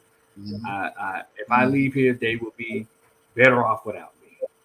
And that stuff is really sad that even to have that conversation with somebody, it impacts you as much as it impacts them. It makes you, because your humanity is and your empathy for somebody is really on red alert, and you start feeling sad for them, and you want to, but because your goal is to really try to pull them out of that state. And Black men should be allowed to have these conversations. Let's go back to the young man who killed his wife and killed his girlfriend. Yeah. And the conversation that he had. I always listen to what they say before it happened. He said, look, I tried this and she turned on me. His wife turned on me, and he saw revenge on his way out the door. Because he believed that he had been done a disservice. And he said, I'm kind of tired of this. And the criminal justice system and the family courts really take men there, because when you take something that's so valuable as someone's children from them, or tell them that they can't see them anymore, that does something to a lot of men. And contrary to this belief that men leave their children, they don't want their kids, that's not true. Because statistics disprove that notion. African American men are more involved in their children's lives than any other race of men. But the courts won't read it. The women who push their narratives, that narrative, and the so-called beta male simps who push that narrative don't want to look at this as research, and that's unfortunate. You know, but No, yeah, no, you're not it hurting. is. And you know, I have to say that one of the frustrations I have is that, like, with black people, we are still we don't have the mindset to understand this stuff, or to Mm-hmm. be empathetic. I'll put it like this: to be empathetic. There's a deficit. You know, and you said it. You know, we're not seen as human, right? You know what I mean? And um, a lot of and I get what you're saying with the, you know, when you counsel people and you say, you know, you have these doors that you can open and stuff like that, and I With the think that's options, good. yeah. That's good instruction, you know. But I often think about the fear, right? So it's like, you know, we have so much a stigma around mental health stuff. You know what I'm saying? And you know, you have some men who might not, you know, they reach out because, well, if I tell them that I'm thinking about deleting myself, you know what I'm saying? You know, they're gonna Mm, think that, you know, I'm crazy or I need to be institutionalized. Some, you know, people who are not mature. You know what I'm saying? yes, yes, But it still doesn't negate the fact that you need to talk to somebody. exactly, It don't exactly. negate the fact. It don't negate the fact that you need to talk to somebody. I'm just frustrated that, you know, we don't have the kind of empathy needed for this type of stuff, and for young men, older men, all men. You know what I mean? And you know, and I really kind of worry, especially with the younger men. I really worry about younger men in terms of the stuff they deal with developmentally, Mm-hmm. and being out there by themselves and what have you. And we've talked about this, and this kind of almost a segue into your writings and everything like that. You know, being out there by yourself and not having a network of support or what have you, and feeling like you're just a loner. You know, you're alone. You know what I mean? Mm, And you can't rely even the religious institutions. You know, they have failed. You know what I mean? In being that type of support and having empathy and everything. Um, you know, in private, you know, we both exchange notes. You know, and I'll say this to the audience, to the guys. You know, Rico and I. One of the reasons why I brought Rico the Opinionist on here is because he and I have a lot in common in terms of our backgrounds, in terms of how we grew up. You know, we're talking about boys and youth and young men and all that kind of stuff. And I've said this to you before, you guys. You know, on this channel, you know, I was raised in a single parent household. My mother, it was just her. My father was never really involved. My mother struggled to raise me. She had me late in life. She wasn't a teenage mother, what have you, but she had me when she was 31 years old. And you know, she decided to do it by herself. My father didn't want to be a parent. In fact, he wanted her to have an abortion, everything. And so that was the context of my mm-hmm. life. You know, I didn't have any siblings. My mother didn't have a lot. She was always up and down in life in terms of finances and work and everything like that. You know, she couldn't afford to send me to college. I got Pell Grants. I had to work, you know, part time, full time, two jobs, all through graduate school. You know, I had to, you know, sleep on the floor in, you know, one bedroom apartments or efficiencies or what have you. I slept on mattresses. You know, when I was working on the PhD, you know, blow up Yeah. mattress. Remember those mattresses you can get at Kmart and you can just Uh, blow them up? yes, sir. Yeah, I'm still I very used familiar to with sleep those. on Yes, them. sir. You know what Yeah. I'm saying? Ramen noodles and everything like that. So Rico is going. You know, Rico has a story which he has. You know, he's written and he talks about it on his Facebook page as well as his Instagram page. And those of you all who are not familiar, and he'll talk about it. You know, Rico has a live. He goes live periodically at the end of the week and what have you. And he has a book, a short book that's available for purchase, and he would talk about it, man. But talk to us, man. You know, Rico, and I will say this to you guys. You know, came from a single parent situation. His father wasn't involved. He'll give you the information. And the thing that I saw that we had in common was it was just developmental issues. There was developmental issues in terms of having to fend for yourself, having to figure this thing out for yourself. And then there was the father issue, right? There was the father issue. My father wasn't a part of my life. I did not have my first face-to-face interaction with my father until I was 19 years old. I was 19 years old.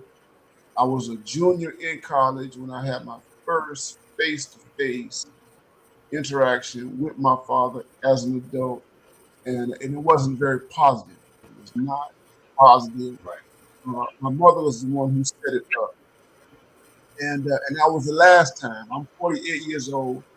I'll be 49, in November, September of this year, and that was the last time. 30 years ago, that was the last time that I had any type of face-to-face interaction with my father. Rico has a story that's close to it, but it has its own flavor and what have you, and he's written about it. And Rico, I know you don't have to give it all away because you want the brothers. I want you brothers to buy his book. It's a short book, low 50 pages. It's a PDF.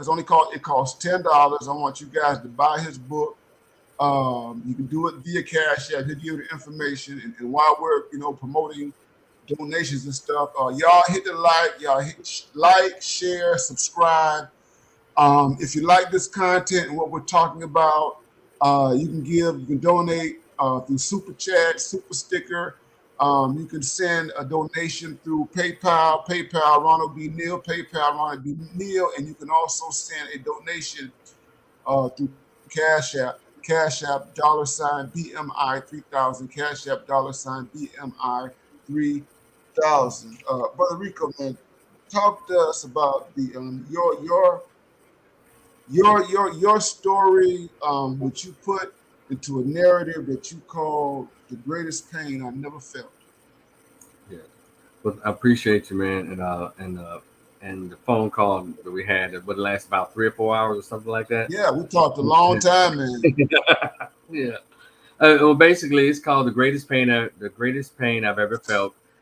Conversation with my absent biological father who never wanted to be found. And I actually, Ron, this is a chapter from an actual manuscript that I wrote back in 97. Mm-hmm. It was like 12 chapters. And this particular chapter, this chapter was so long, I decided to take it out and expound upon it. Mm-hmm. And because the whole thing came about when I was in college at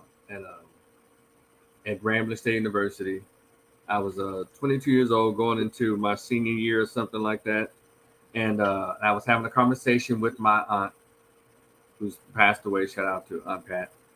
And she was just talking, and I could tell that she had one of her Bud Lights or what have you, and all of that. And she was talking, and we were just talking. I was working work study, and I called her. And so we were talking about my little niece. Then my niece is now 30, but she was like, I said, yeah. Dana looked just like her mother when she was a little girl, my sister. She said, yeah, you look just like your dad. I'll say, Ted. I said, Ted, who's that? And so she's like, I said, I thought my dad's name was David. Mm-hmm. Of course, he wasn't, that person wasn't in my life either. But she's like, no, boy, your mom never told you. I'm like, told me what?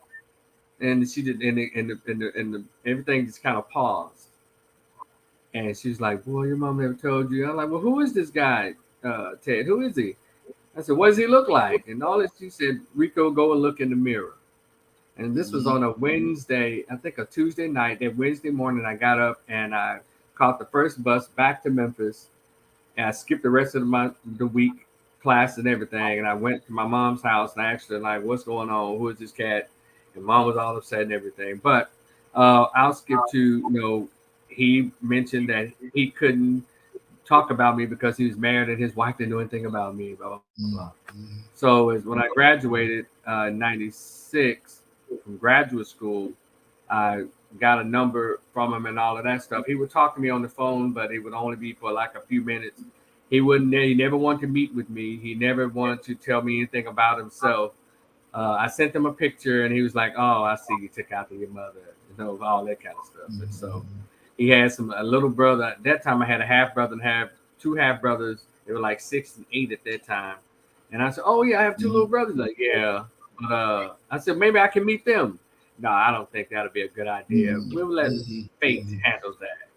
And so every time I talked to him, it was like I took the pressure on me to make sure he was comfortable, so maybe he would answer some questions.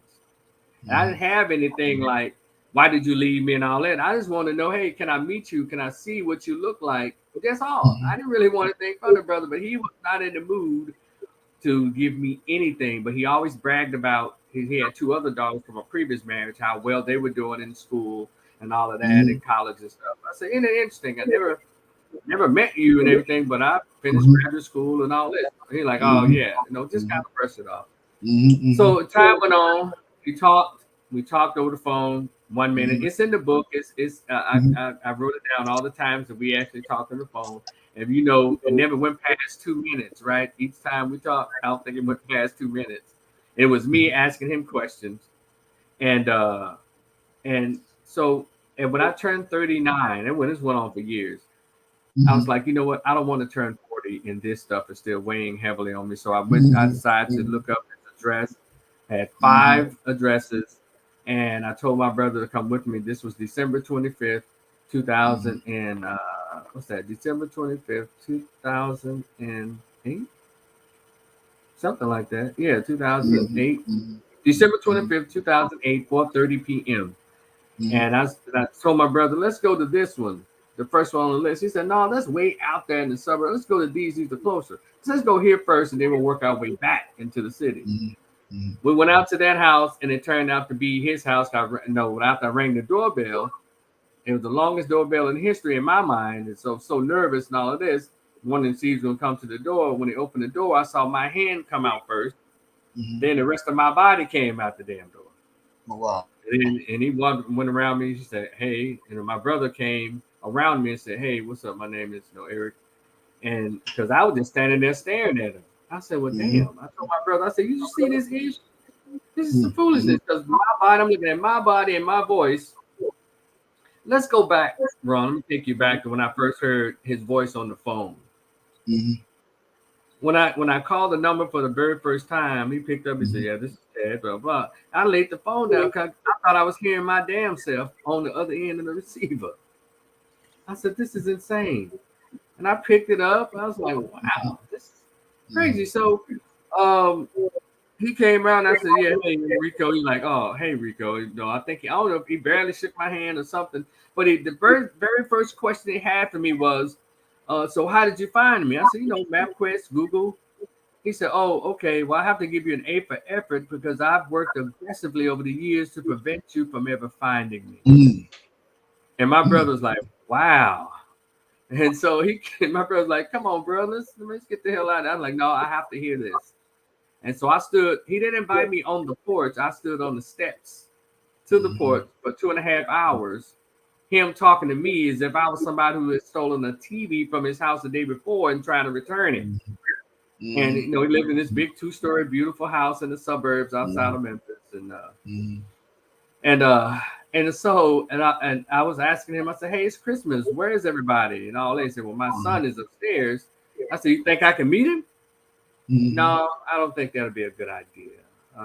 We'll just let fate handle that."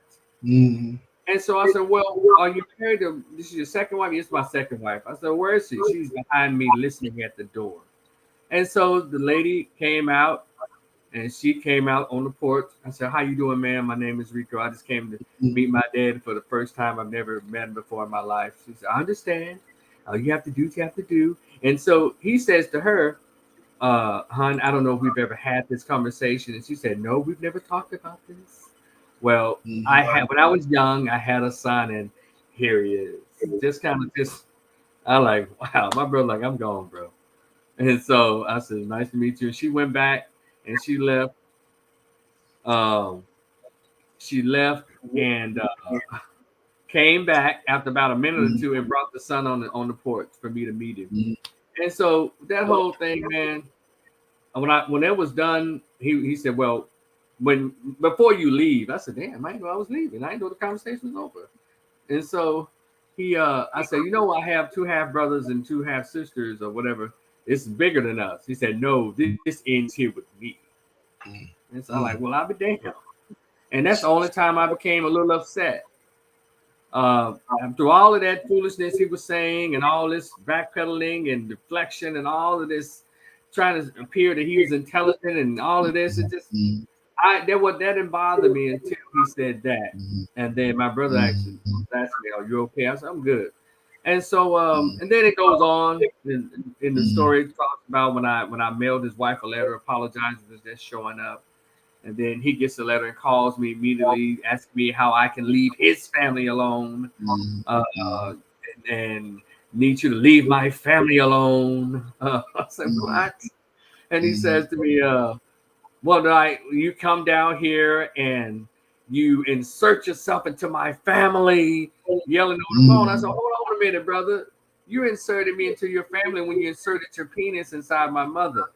Said, what I have to do? Call the police to make it stop? I said, you know what, mother? Face. And then that was the last time I spoke with him. And so to go into the stuff that goes along with that, you know, Dennis Spurley, what's up, bro? He, you know, a little kid growing up. And see, I didn't know all of this. When I found out about him, you know, in the book I write, you know, I felt stupid. I felt lied to. And I remember going home, walking to my off-campus place, my little trailer I had there. Grambling, like the country, they had trailers and stuff. I had my little trailer off campus. I remember one of my friends picking me up, and he was like, "Rico, what's going on?" I said, "Oh man, this cool. Just found out this terrible news and stuff." And I began to break down in tears as he was driving me home. He said, "Everything all right?" I said, "I'm good, man." And I remember going up to my place, man, and cried the whole night until I got on the bus to go home. And because I just felt you know, just kind of stupid and lied to and all of that. So yeah, Mom and I kind of had it out. But I want to take the story all the way through towards this part because I don't want to tell everything. But my mom, she finally kind of fessed up to some stuff, and her intention was to never tell me, by the way. Never.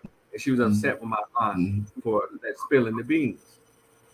But I remember we were watching a Yanla Fix My Life, and it had this kid on here who also went through what I went through. His mom didn't tell the truth about who his dad was, and he didn't speak to his mom for years. My mom called me. She was watching the same show. She said, "Do you feel the same way like he? Do you feel the same way that he felt? Do you hate me?" I'm like, "No, but I wish you could have told me when I was at least 14, so it would give me a chance not to grow into this guy I end up meeting, you know, as a grown up, because it is true that personality and all that stuff kind of, you know." I said, damn, all the names that I called him, arrogant, sarcastic, snide, condescending, smart ass, I was called those names over the years. I said, well, I mean, damn, I owe a lot of people an apology. Like, man, this is crazy. So, and so my mom said something. Let me tell you something, and I'll go back and forth, but she said something to me that actually freed me at 45 years old. She said, I had already had your brother, and here I am pregnant again with you, not even a full year later, and I didn't like him. I didn't like him like that. I couldn't stand him. I was embarrassed that I was pregnant again. And as I'm listening to her, she forgot that I've been a counselor and social worker for 20 years. And when she said that, a bell went off for me. I said, well, damn. You know, Dr. Ron, how when women are pregnant, they say, I'm eating for two. When they go to McDonald's or go to restaurants. And so what the thing is, I believe that the nourishment that I get from this food goes through my body and goes into nourish the baby. But we did connect that with also the essence of the woman's emotions. I told my mom on the phone, I said, you know what? you hating him, you feeling embarrassed to be carrying me, that went into my soul and my spirit. I said, I've achieved academically. I've been told, Rico, you're smart, you're this, been given pats on the back, but it never ever felt like it was enough because I never felt like I was wanted or ever enough. And I, in my childhood, my teen years, I always carried that with me. But when she said that, I said, well, I be damned. There it is right there. There it is. That how you felt went into my soul as a fetus growing. I came out feeling unwanted. She helped me put a definition on when she gave her when she said that. You know, and I was like, well, damn, that's what it is. And always had me feeling, you know, less than and not really wanted and not good enough.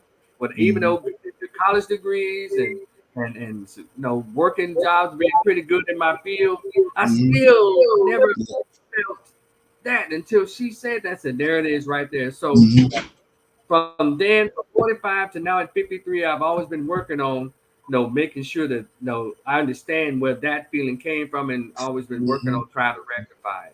So it does matter how the mother feels when she's carrying the fetus. That means a lot. If you believe that the nourishment from the food can reach the baby, your emotions and how you feel also reaches that growing fetus. And so I could never put a finger on it, but luckily, I mean, but when she expressed that, that helped me to put a finger on why I always felt the way I felt. And as a little kid, you know, I always kind of, I was like a loner. I did me, but when I came out of my shell, I was cool. But more likely, I was okay with just doing me. Even at 53 right now, I'm okay with just being me. I don't feel depressed or anything, even though I've lived with depression my whole life. It's not as bad as it was in the 90s during 2000. I know when it's coming. I know how to treat it or handle it now. But I'll always have depression. I'll always have that. I know this. So my job is to make sure when I feel it coming, get up and get out and get something, if you will. So yeah, man, I had to write all that down and I wrote it so hopefully inspire others who are going through that. And it's a lot of black boys. 70% of black boys or black children are born out in obviously motherhood. And that plays a lot in how the children perceive themselves, how they perceive the world, how they think. That plays a lot. And I don't understand why now we live in the days, Dr. Ron, where people are glorifying single motherhood. Oh my. And we're glorifying almost. I don't think we're criticizing Nick Cannon enough. I don't think we're criticizing Future enough because they don't understand the damage that they're doing. However, I don't think a damn thing about the women who are lined up to open their legs for these irresponsible weirdos. I don't. I said they're the ones because you know what, Dr. Ron, men don't get pregnant. Women do. So I'm not going to put the heavy load on the men because the men don't get pregnant. And so it's more to the story. So I hope when they decide to get it, what you do is if you want to get it, the book is it's $ Rico the Opinionist, and when you send the Cash App or the PayPal, please send an email address, and I'll email it to you once I receive your Cash App or your PayPal. Rico $ Rico the Opinionist or / PayPal, you know, Rico the Opinionist. That's how you can purchase it. And please send me an email because it's in PDF. I can send it to you, and you read it. And there's a bonus article on there. You read that part too, Dr. Rob. And it says, I owe my absent biological father an apology. And I'll just let people read that and check that out. Don't give everything away. And I'll put Rico's Instagram in the chat. His Instagram is in the chat, so you can also contact him via Instagram. And I'm going to say this, man. What I appreciate about your story is that you had the courage and the wherewithal to write it. Number one, and I know it wasn't easy dealing with confronting all of that stuff.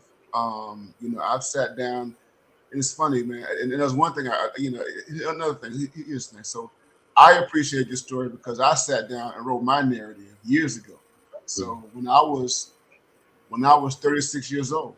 When I was 36 years old, I remember when I first sat down. Matter of fact, the first time I sat down to write it, I was visiting my mother during the Christmas holidays, and I'm her only child. And so whenever I visit her, I'm the only one who would visit her, you know.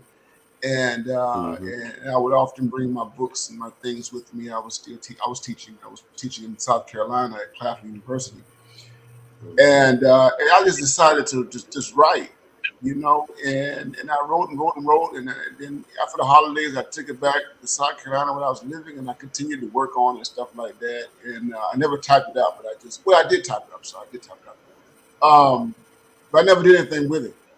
And I wrestled with making it public and doing something with it, you know. And I just kept it to myself. And I used to keep a journal as well for many years. And so, and that was very therapeutic. You know what I mean? So, in terms of releasing that and you putting it out there, I know that that was real labor, real emotional labor. Not only emotional labor, but you know, it's very risky putting that story out there, putting that story um, into the universe and making it available for public consumption. Um, his Instagram, I just put Rico's Instagram back in the chat. Y'all can check out his Instagram. Um, and so it was. And here's the thing: we don't have. Here's a larger issue. It's for you brothers, all the brothers who are listening, and everybody else. We haven't been given permission. The society has not given us permission. Not that it has to give us permission, but there's so many pressures related to the mothers and protecting the image of mama, protecting the image of the women and families, protecting all these images. You know what I'm saying? You know, you're not supposed to criticize the single parent household and what have you. You're always supposed to put the blame on the father. You're never supposed to understand what happened between your father and your mother. You never get to go into the details and the mechanics and all that, and you never get a chance to get the other side of the story and to try to understand what was going on. And if you have the luxury like you did, and even myself, and you got more from your father than I got from mine. um, to get into his head and then also think about it from the standpoint of a black man, kind of step outside of it, and then understanding other dynamics as far as how this single parenthood thing has proliferated over the decades and how we've normalized it and how the state supports it, and you have an entire culture that celebrates it. Okay, and so we think parental alienation is a wonderful thing. There's nothing wrong with it. You know what I mean? And we want to place all the burden on the shoulders of the biological parent, man. And we don't have a whole lot of stories, man. That go into it, man. And so that's why I think your stories is important. I thought about films that that were kind of close to it. You know what I mean? Not quite the same. We had Antoine Fisher, back in the day, that exposed some of that stuff, and he was, in the foster care system and what have you. And we had other kind of single parent narratives, Finding Forrester, and most recently, and I did an article on this, years ago. You had the movie Moonlight, that film Moonlight that came out some years ago, and don't forget that movie.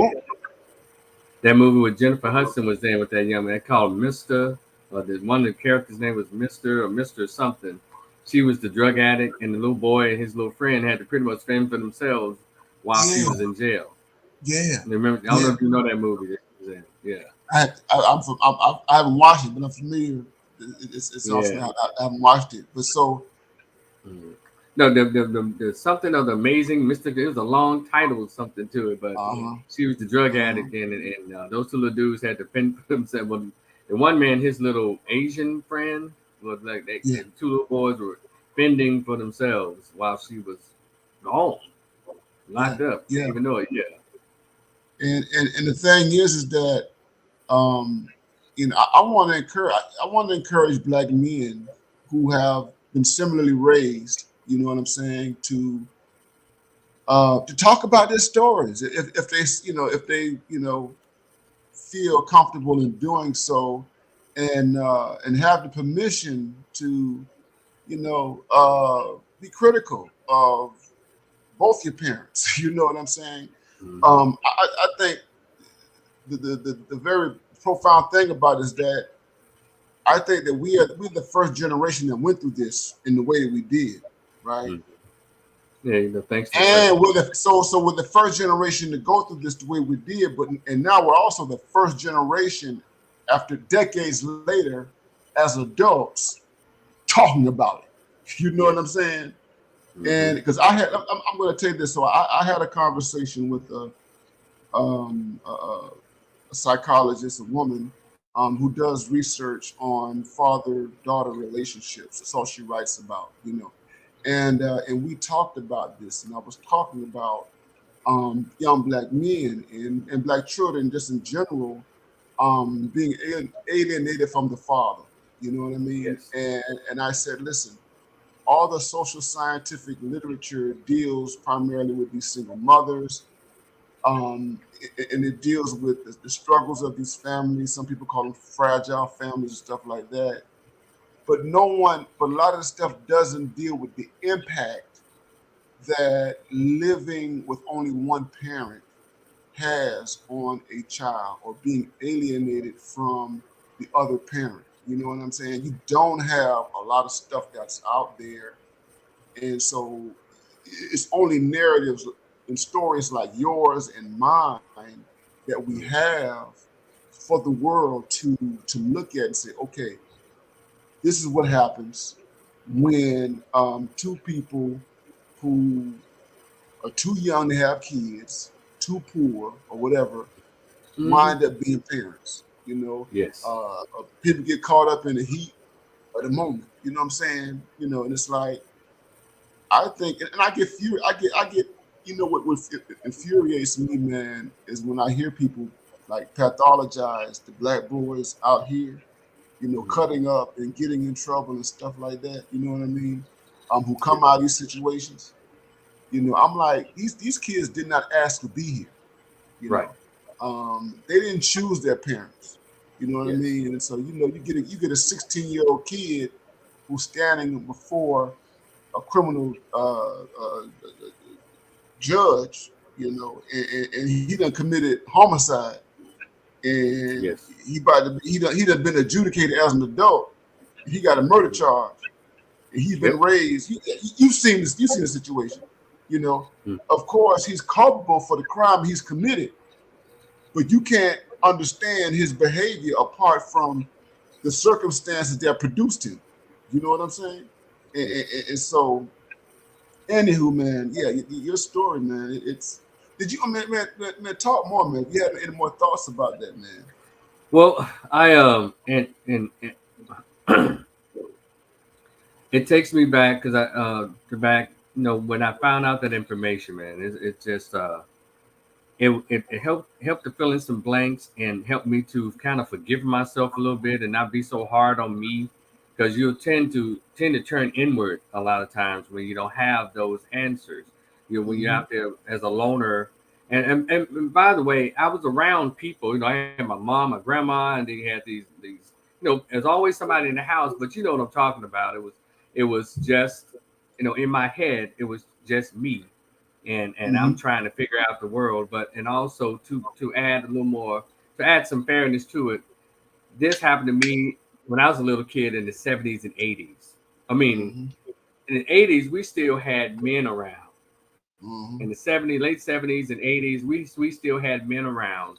Meaning, I know I didn't have my biological father, and then but I had this piece of whatever it is that they said that was my dad. But he didn't show up. I say I would see him at 6, then he'll show up again. I was 13. The, and Mm-hmm. then make a promise, then disappear, come back, and by the time he came back, I was off away in college, didn't care. But I Mm-hmm. remember that when I was a little kid, and we laugh about it today, and I would say I can't be related to this dude because here I am, 6, 7, or 8 or 9, and I would look at him and look at his behavior. And I didn't come from suburbs or anything, but we didn't the hood, the community didn't train to the hoods after crack. So I grew up in a low income neighborhood, no food stamps, welfare, and all that. But it was a particular behavior still there, standards and code of conduct, believe it or not. Yeah. And I grew up in a house with active pimp and whooping his hoes in the living room during school nights. I'm 6 years old, putting the pillow over my head, hoping, when I hear the punch, the skillet to the head and the cussing. But it was very interesting about that. Nobody ever opened a door to go see what was going on in the living room. And so this went on for years. And but in the community, I had my teachers at my junior high school, a lot of men, coaches, and principals. And then on my street, there were a lot of fathers with families on my street, along with hoes. On my street, a couple of women I learned that were prostitutes as I got older. But then there was a guy who used to come and pick my brother and I up to sell candy. I don't know if you remember that process, selling candy. We did that. So his name was Archie Muhammad. Shout out to brother Archie.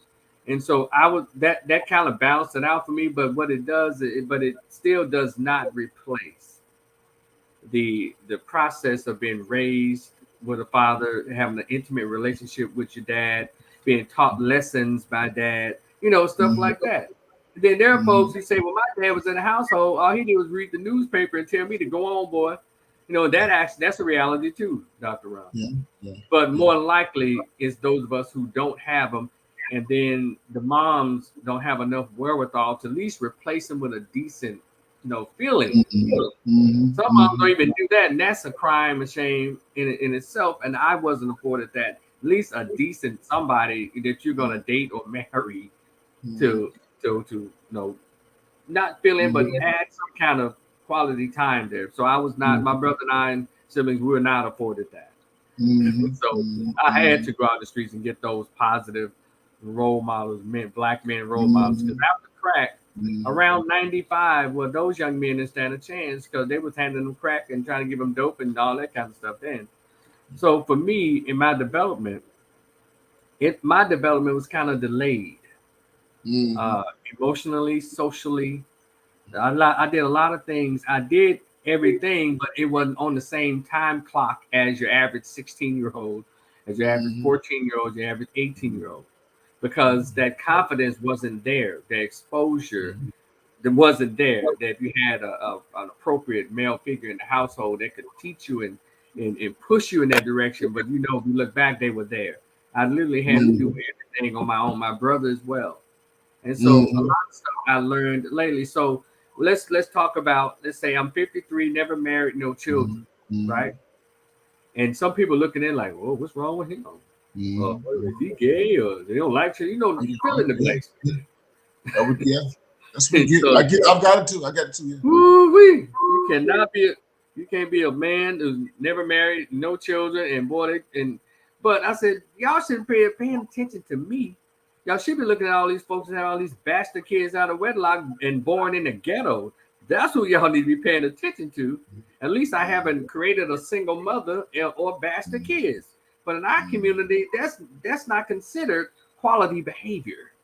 They look at you like, what's wrong with you, man? Because the way our masculinity has been shaped and has been misdefined. Boys who didn't grow up with fathers, where their manhood is from their belt buckle and below. And with boys with fathers, there's a balance. Things come at a certain time after you've done the work or after you've been trained appropriately how to do this. See, let's say, for example, you give kids without a father, say they get a loaded gun with no time at the gun range. But when you have a dad, you get a loaded gun. He takes you to the gun range, shows you how to do it, and boom. So that's the difference that people want to know to make it more simplified. And so I had to do a lot of stuff on my own. And so there was a delay in my development. Even though I was around other people, and I had to mimic or watch other people the way kids do who don't have that stuff at home. So I've watched a lot of people, and I was always drawn to men who were accomplished. How I said, how did he do that? What did he do? how, you know, I always ask the questions when I was a young man. Well, how did he do this? Where did he go do this? Where did he learn? And sometimes I'd ask, well, a lot of times, you know, you'll be embarrassed to ask, you know, a strange man, how did you do that? You know, so you try, hopefully you copy it right the first time. And so nobody ever know you have these kind of insecurities. Oh, it's hell. But you eventually get through it. And I don't think it ever goes away, because even at my age, when I see guys, I say, okay, that's how you behave. That's the way you do it. You know, that's okay. That dude's cool. You know, and I still pull something from various men that I see who are on this stuff. I still pull from them to add to what I think I've done and what I can do better. And it never ends, Dr. Ron. It never ends. You always Let me ask you this, man. What do you say to people who say, well, Rico, yeah, you came out of that single parenthood situation and you were alienated from your father, but look how you turned out. You still became a professional. You are a social worker and blah, blah, blah, blah, blah, blah, blah. See, it ain't that bad being raised that way. You can still come out and be, you know, this upstanding professional man who doesn't have 1,000 kids all over the place and ain't been divorced 5 or 6 times, all that kind of stuff. He ain't a playboy and he ain't strung out on drugs and blah, blah, blah, blah. He ain't on the streets, he ain't in jail. See, it ain't so bad. What do you say to people who talk like that? Let's go back to your title. Let's go back. How to raise a good man. You hear that? Not how to raise a man. How can a single mother raise a man? But how to raise a good man. And the good man a good man is those, like you said, he didn't go to jail. He got good grades in school. No teachers called home, and all that. See, all that to women is called, I did a good job. Yeah. See, they think that's a good job, but no, ma'am. If you were to talk to him and find out what's really going on, you'll see, well, damn, I didn't do nothing but just maintain him. I didn't raise him because at 13 he stopped listening to me.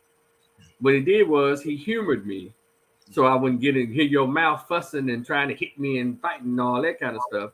And because there is a such thing as human growth and development, there is a certain time that that boys start tuning mothers out, because that it is a natural, innate thing for boys to start searching for manhood. That's why it's always important for them to have their dads there. And then also, let me go back to what you said 2 hours ago in your introduction. You said the mothers try to work so hard to prevent him from being like his dad was. Let's go back to the accountability and the responsibility. Why would you date and even be impregnated by somebody who you hope your son will grow up to be like? See, this is insane. You don't go and get pregnant by Count Dracula and hope your son will turn out to be a vampire. This is crazy. I hear all that stuff. I shake my head. I say, this is weird. You don't get impregnated by a drug dealer, a murderer, a gangster, and hope your son don't take on from that. Take on to that. It's your child, period. But your son, I'm like, ma'am. Yeah. And so same thing, because I'm gonna go back. My mom is awesome. She's wonderful, but she would say things like, "What? There you go, yeah, just like him," or think, you know. Now she got to a place she kind of feel comfortable about comparing me to him. But you just said before, I didn't even like him. He was this, that, and the other. So wait a minute now. Wait a minute. And so we have to. The women have to be more mindful or more knowledgeable of who they are as women, and the importance of what they're supposed to be doing on this planet. When it comes to reproducing, it is the woman's responsibility to make sure that your seed comes from someone who is a reputable, not just physical prowess, but intellectual and morally together. These women are getting pregnant by and they wonder why these children are tripping.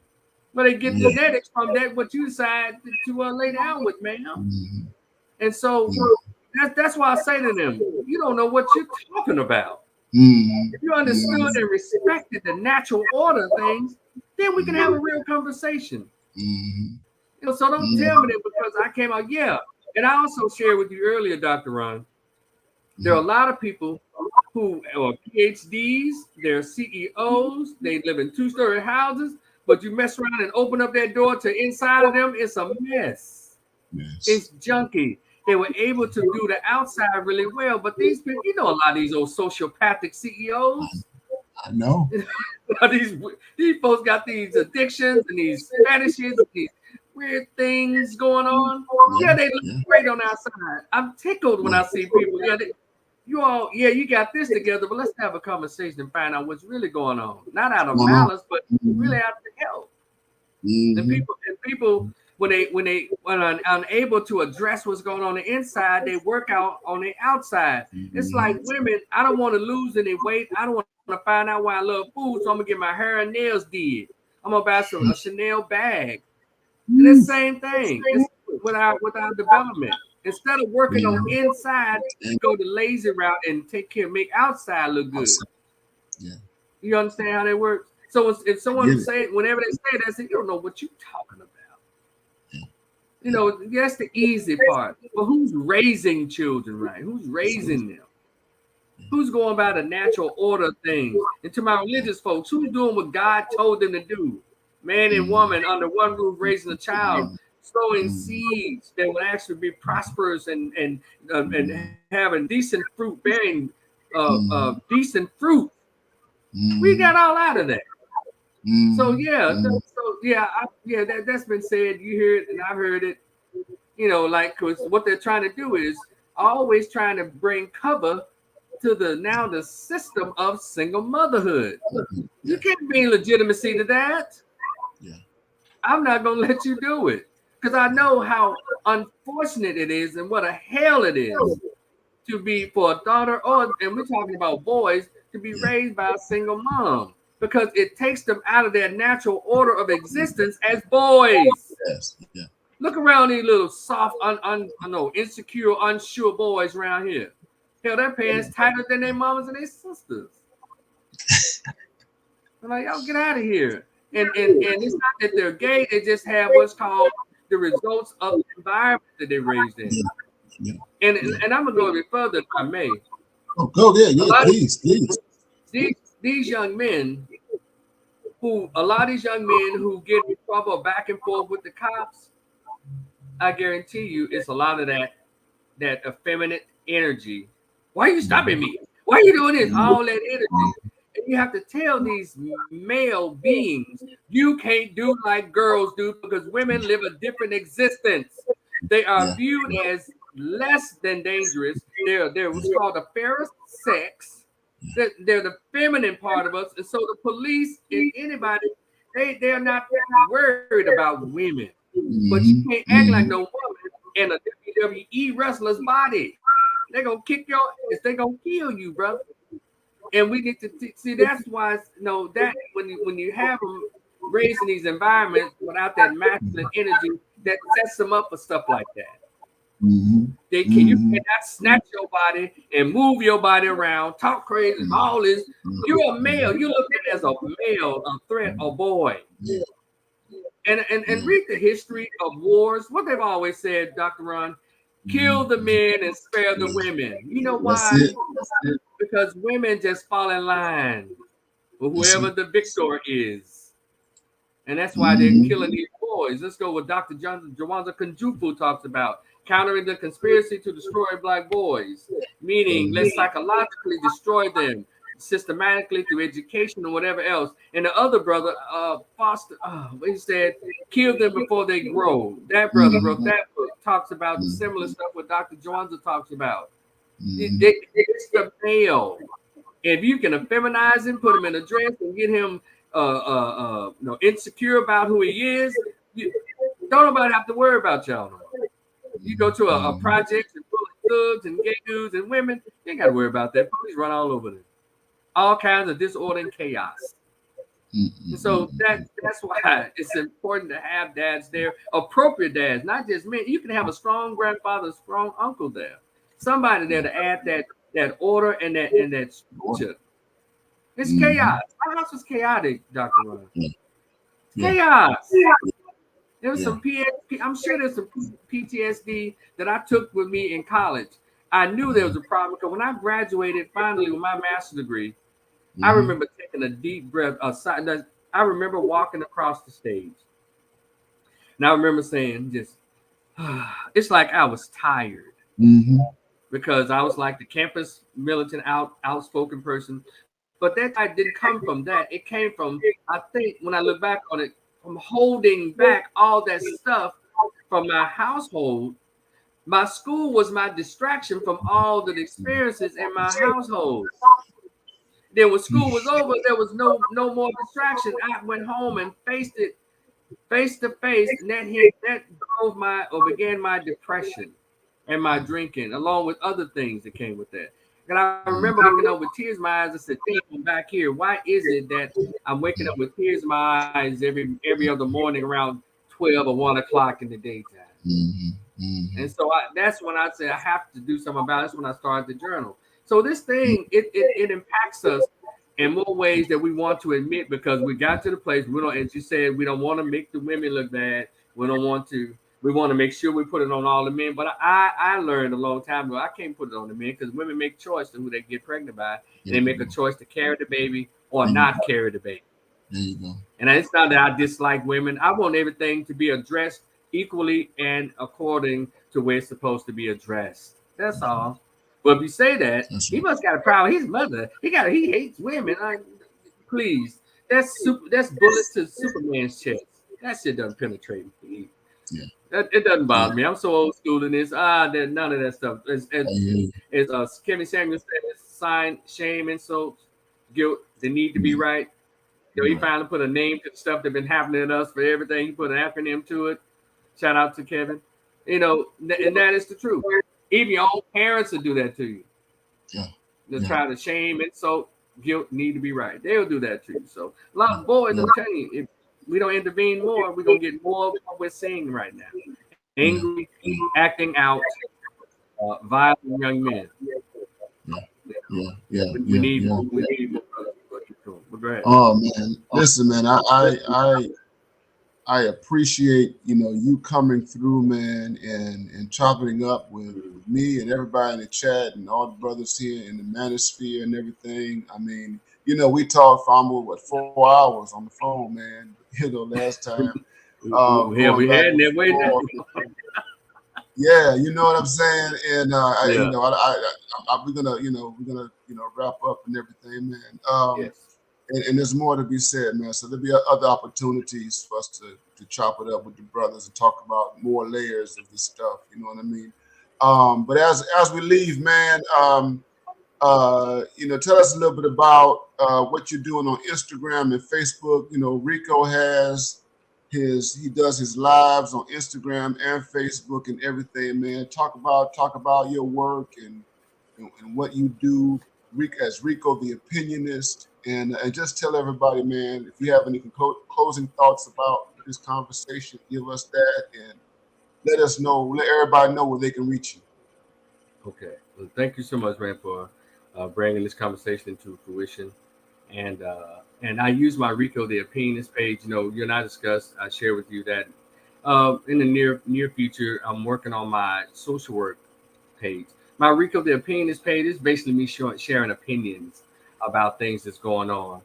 But I decided to put my my professional work into action with my new page. It's called the People's Social Worker. I have 1 subscriber so far, but it's not active yet. But if you just want to go ahead and go on over there, look for it. The People's Social Workers, where I'll be actually working out of more, probably around March or something, as I try to line up one-on-ones and put the content on there. But Rico the Opinionist is my YouTube channel, and I always just put my opinions about whatever's going on. It comes from my newsletter from college, and I just call it Rico the Opinionist. And my Instagram, and I have a Facebook group, Rico the Opinionist. And what else? And my he said, Rico, where are you on YouTube? Rico the Opinionist. And look up the People's Social Worker. It's People's with LE apostrophe S, the People's Social Worker. Got the YouTube right here. Yeah. Okay, cool. Yeah. And let's see what else. I'm just glad we were able to have this conversation. We need to have more conversation. And the way you get the book, it is $ Rico the Opinionist. Rico the Opinionist. That's Cash App and PayPal. Rico the Opinionist. Please send an email address should you decide to send you a $10 payment, and I'll be more than happy to mail it to you as soon as I receive your payment. And thank you, Dr. Ron, for allowing me to be a part of your platform and your space for us to have this much needed conversation. And look forward to more. And I hope to have you on my People's Social Worker, but I mean the People's Social Worker page, so we can have a conversation about us. Yes, sir. Yes, sir. Yes, sir. Yes, sir. Yes, sir. Yeah. We're doing it. We're doing it. Well, listen, guys. It's been a great Friday night, and I'm glad that you are with us for these, almost 2.5 hours with this wonderful conversation. Those of y'all who just coming in late, y'all go back and check it out on the replay.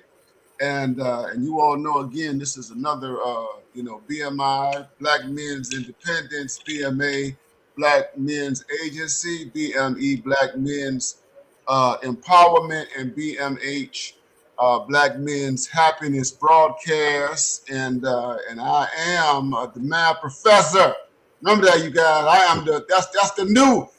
Well, it's not new. It's the old name I have, but I'm bringing it back. I am the Mad Professor. So we appreciate you guys. You enjoy the rest of your Friday night and take care. Peace out.